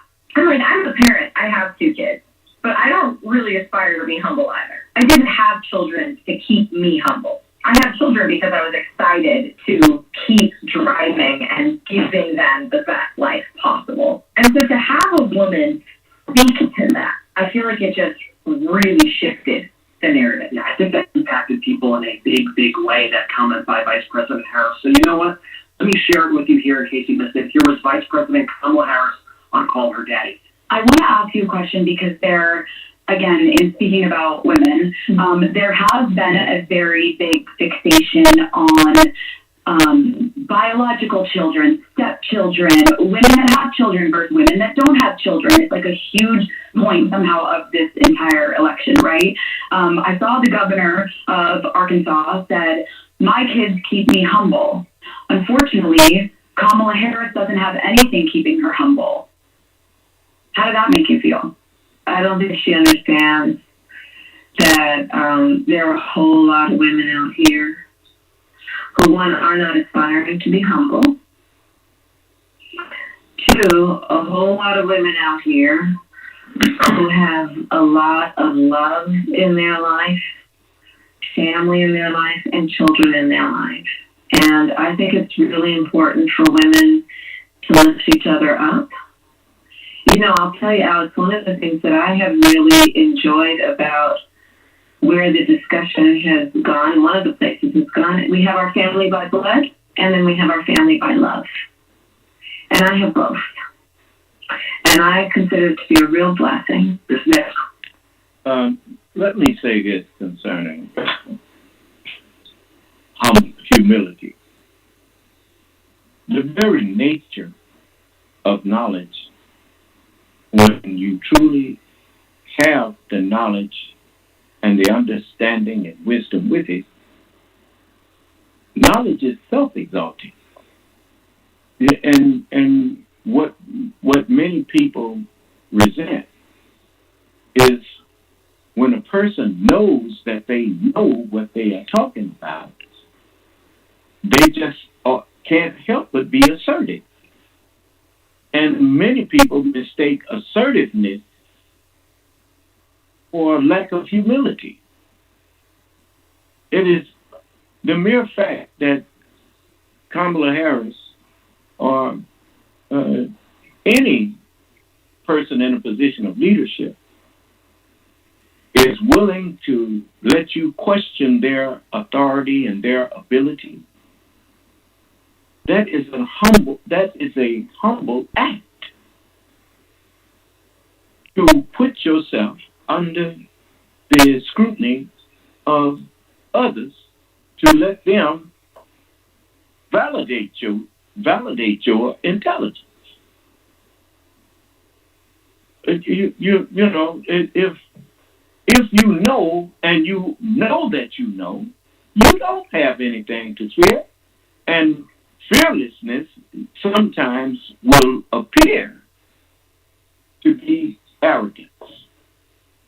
But it only appears to be that way in someone who is not knowledgeable of the thing that the person that they resent is knowledgeable of. So, it's just like people would say that they maybe think I'm arrogant or whatever. But you can think that all you want. But how many other leaders do you know of that's in religious circles allow you to stop them in the middle of their sermons or stop you in the middle of their speeches to argue with them? I don't know of any but me. So anyway, I'm going to let you hear some more of this, and then we're going to call it a night. Creator sums up perfectly why Donald Trump refused to go on 60 Minutes. Check this out. Let me get this right. You won't go on 60 Minutes because 60 Minutes will fact check you. And you don't want to be checked for facts. Man, you are such a coward. This next video is from Bob from Georgia, and Bob is explaining how much enthusiasm there was in children in their life. And it's really important, women, to lift each other, have our family by love. And I have both. And I consider it to be a real blessing. This next creator sums up perfectly why Donald Trump refused to go on 60 Minutes. Check this out. Let me get this right. You won't go on 60 Minutes because 60 Minutes will fact check you. And you don't want to be checked for facts. Man, you are such a coward. This next video is from Bob from Georgia, and Bob is explaining how much enthusiasm there was on the line to register to vote in his state. Check this out. I want to talk about voter registration. Yesterday was the last day to register to vote in the state of Georgia. Now, I don't have all the numbers for the state of Georgia yet, but I know locally here in our county, in Fayette County, Georgia, yesterday, line was out the door and down the street. Over 600 people registered to vote yesterday here in Fayette County, Georgia. The folks, this race is going to be a big one. I can just, it's amazing what the turnout's going to be. When you see numbers like that in voter registration on the last day, which I've never seen it in my entire life happen, those can take, the energy is real. We're going to win Georgia. We're going to flip our county here in Fayette County to be blue for the first time in 50 years. If you look at the polls that came out this morning, Kamala Harris is increasing her lead across the country. We're going to make sure that we have the biggest turnout ever. We're going to make sure that Kamala Harris receives the most votes anyone has ever received for President of the United States. You all out there keep working, because I'm going to tell you what, we need everybody in the game. Next up is a union worker speaking with Walter Masterson, an incredible creator. Go subscribe to him on TikTok and on YouTube. And this union worker is explaining why he is voting for Vice President Harris. Watch this. So you are a retired Teamster? Yes, I worked 40 ever. Explain to the retired Teamster who's better for labor and why. Kamala Harris and Walter are better for labor. They rescued my pension. I'm part of the Central State Pension Plan. I worked 40 years. I mean, I would have worked for 40 years and not had anything. You know, my Social Security. If it wasn't for Kamala Harris and Joe Biden. For years, they've been trying to pass this act to rescue the Teamsters Pension Plan as well as all other multi-employer pension plans, mine workers included, right? There was never any support for that, ever. And when Joe Biden was elected president and we took the House, and at that point where we had the Senate as well, they were able to pass that bill. Kamala voted against it. It was just a tiny vote.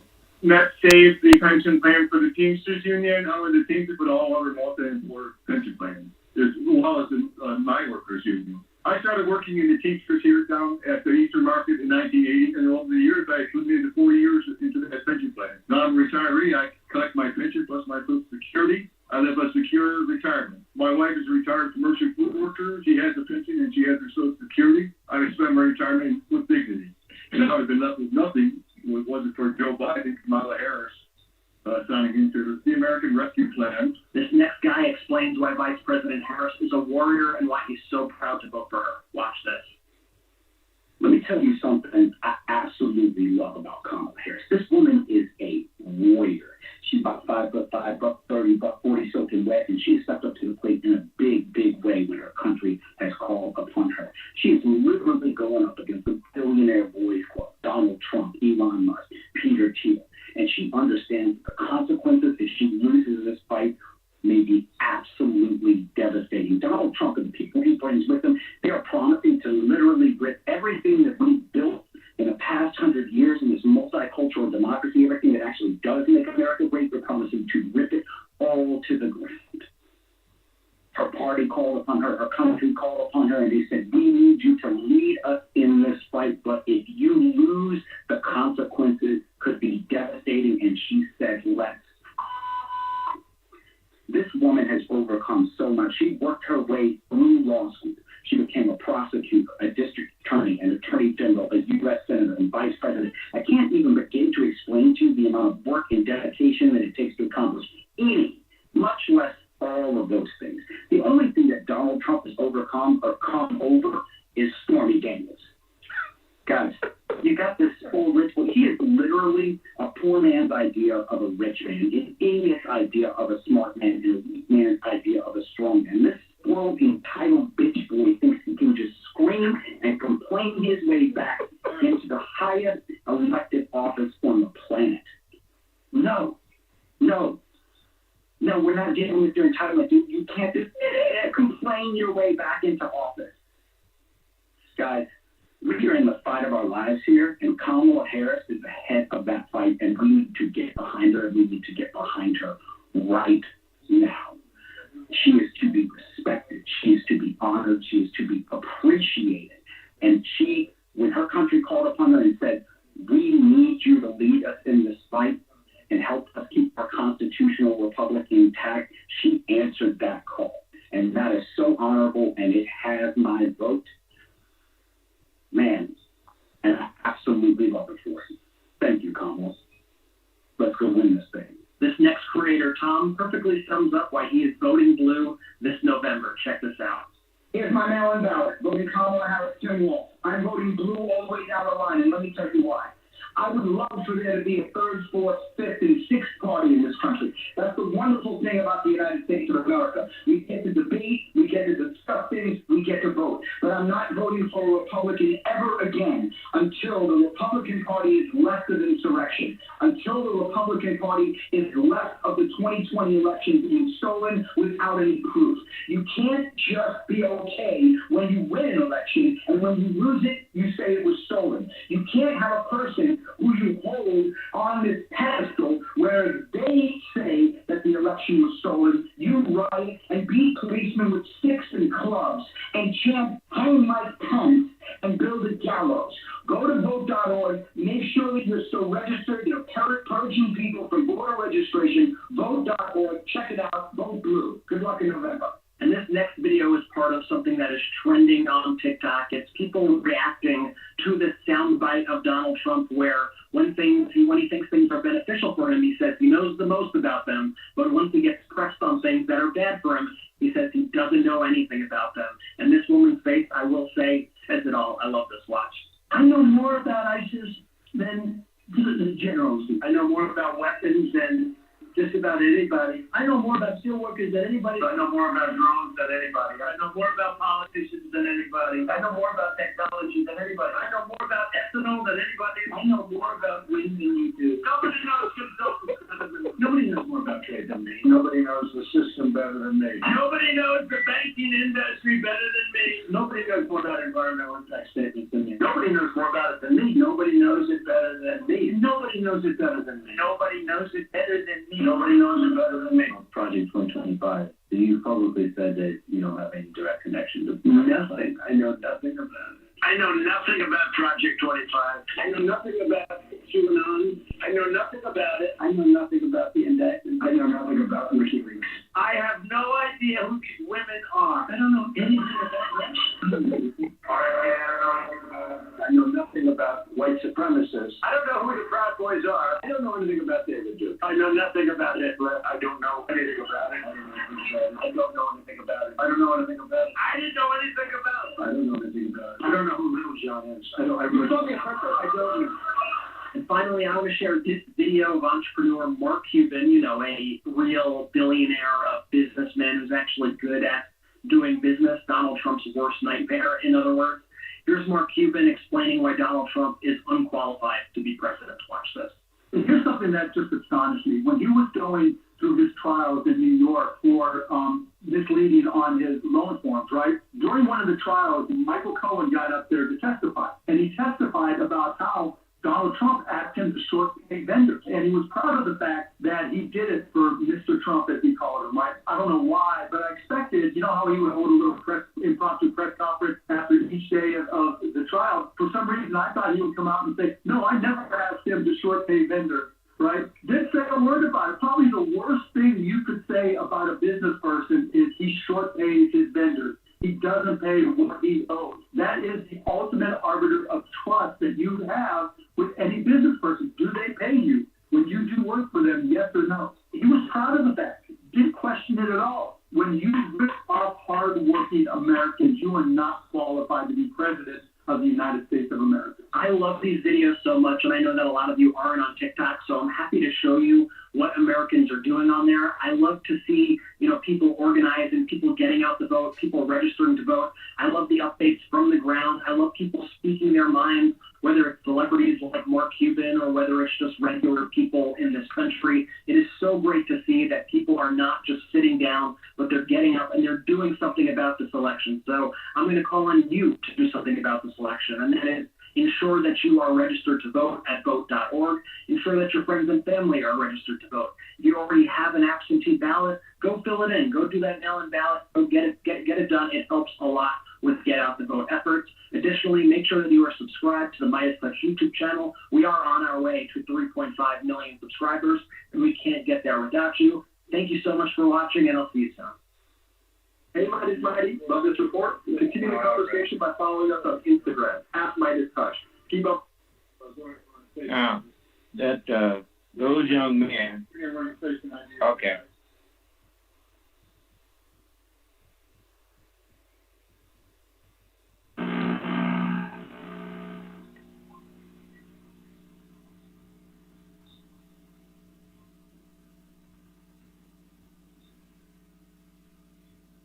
No sound, man.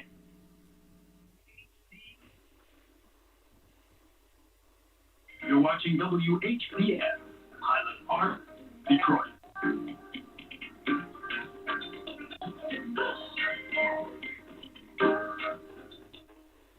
FM 88.1 WHPR, Highland Park.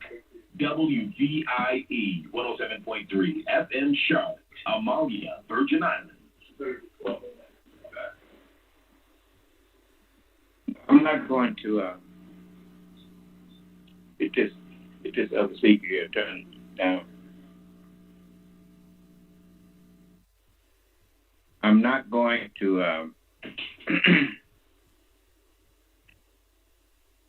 I'm not going to prolong this any further tonight.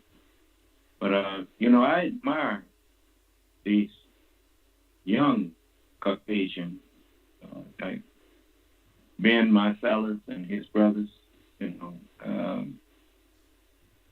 Well, if you don't stand up for your country, you can forget it, man.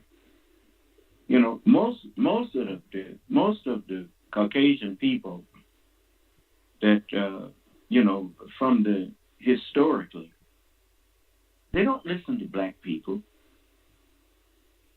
don't make no difference what we tell you, what I stand up here and say. I have yet to see in history where a former slave was accepted by his enslaver as his equal. So, if this country is going to be saved, I can help you, but I can't do it for you. You better stand up and speak up for yourself. You better stand up and speak the truth to those who look like you, just like I speak the truth to those who look like me. I'm not going to stand back and watch black people being misled by black people, and I don't say nothing. Oh yeah, I'm going to say something. Well, you should not be standing by watching white people be deceived by white people or misled by white people, and you sit there silent or cowering in a corner somewhere. So I'm gonna let that do for now, because I admire them. I admire those that young man. Look, let me tell you something. A man who is satisfied and comfortable in his skin, and when I say that, a man who's comfortable with his own manhood, he don't feel threatened by an intelligent woman. He knows that's no threat to him. An intelligent woman is what an intelligent man hopes he can find. With people who threaten, if you feel threatened because a woman is like many of them showed with Miss Clinton, the problem was she had more sense than most of them men that voted against her. Because anytime you fail to recognize intelligence because it came in a feminine package, that's like refusing to drink water because it came in a canteen rather than a crystal glass. If you're thirsty, if you understood that the container is not the important part, it's the water that was in it. And that young man told the truth when he said this woman worked her way up to where she is. From prosecutor to district attorney to attorney general to senator to vice president to now, if she ain't qualified to be president, who is?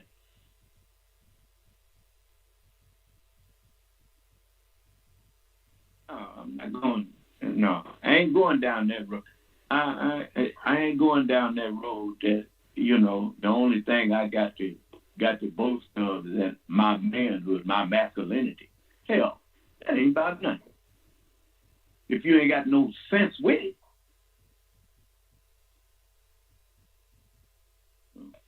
Because you're not going to be able to live up to what masculinity is supposed to be. All right. That's enough, ain't it, bro? We go call it a night on that. So let's support that sister. Let's support that qualified woman over an unqualified man. And if all you got to bring, if all Donald Trump bringing to the table is his malehood, that ain't about nothing. Huh? And man showed me he wasn't much of a man when he told Howard Stern that he could call Ivanka a piece of ass. Yeah, ain't that something to tell another man how he can refer to your daughter as a piece of ass? Oh man. Let's may Allah bless us. Unless somebody had something they want to ask me, I'm gonna let that do for tonight.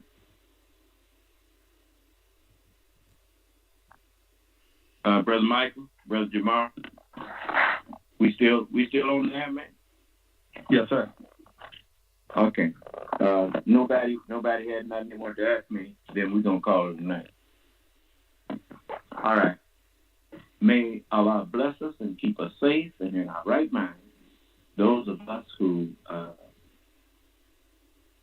receive His word with thanksgiving. And may He grant to us a peaceful and pleasant night's rest and sleep, and a happy, peaceful, and pleasant morning's rise. May Allah's Salam Alaikum. Conference recording stopped. See?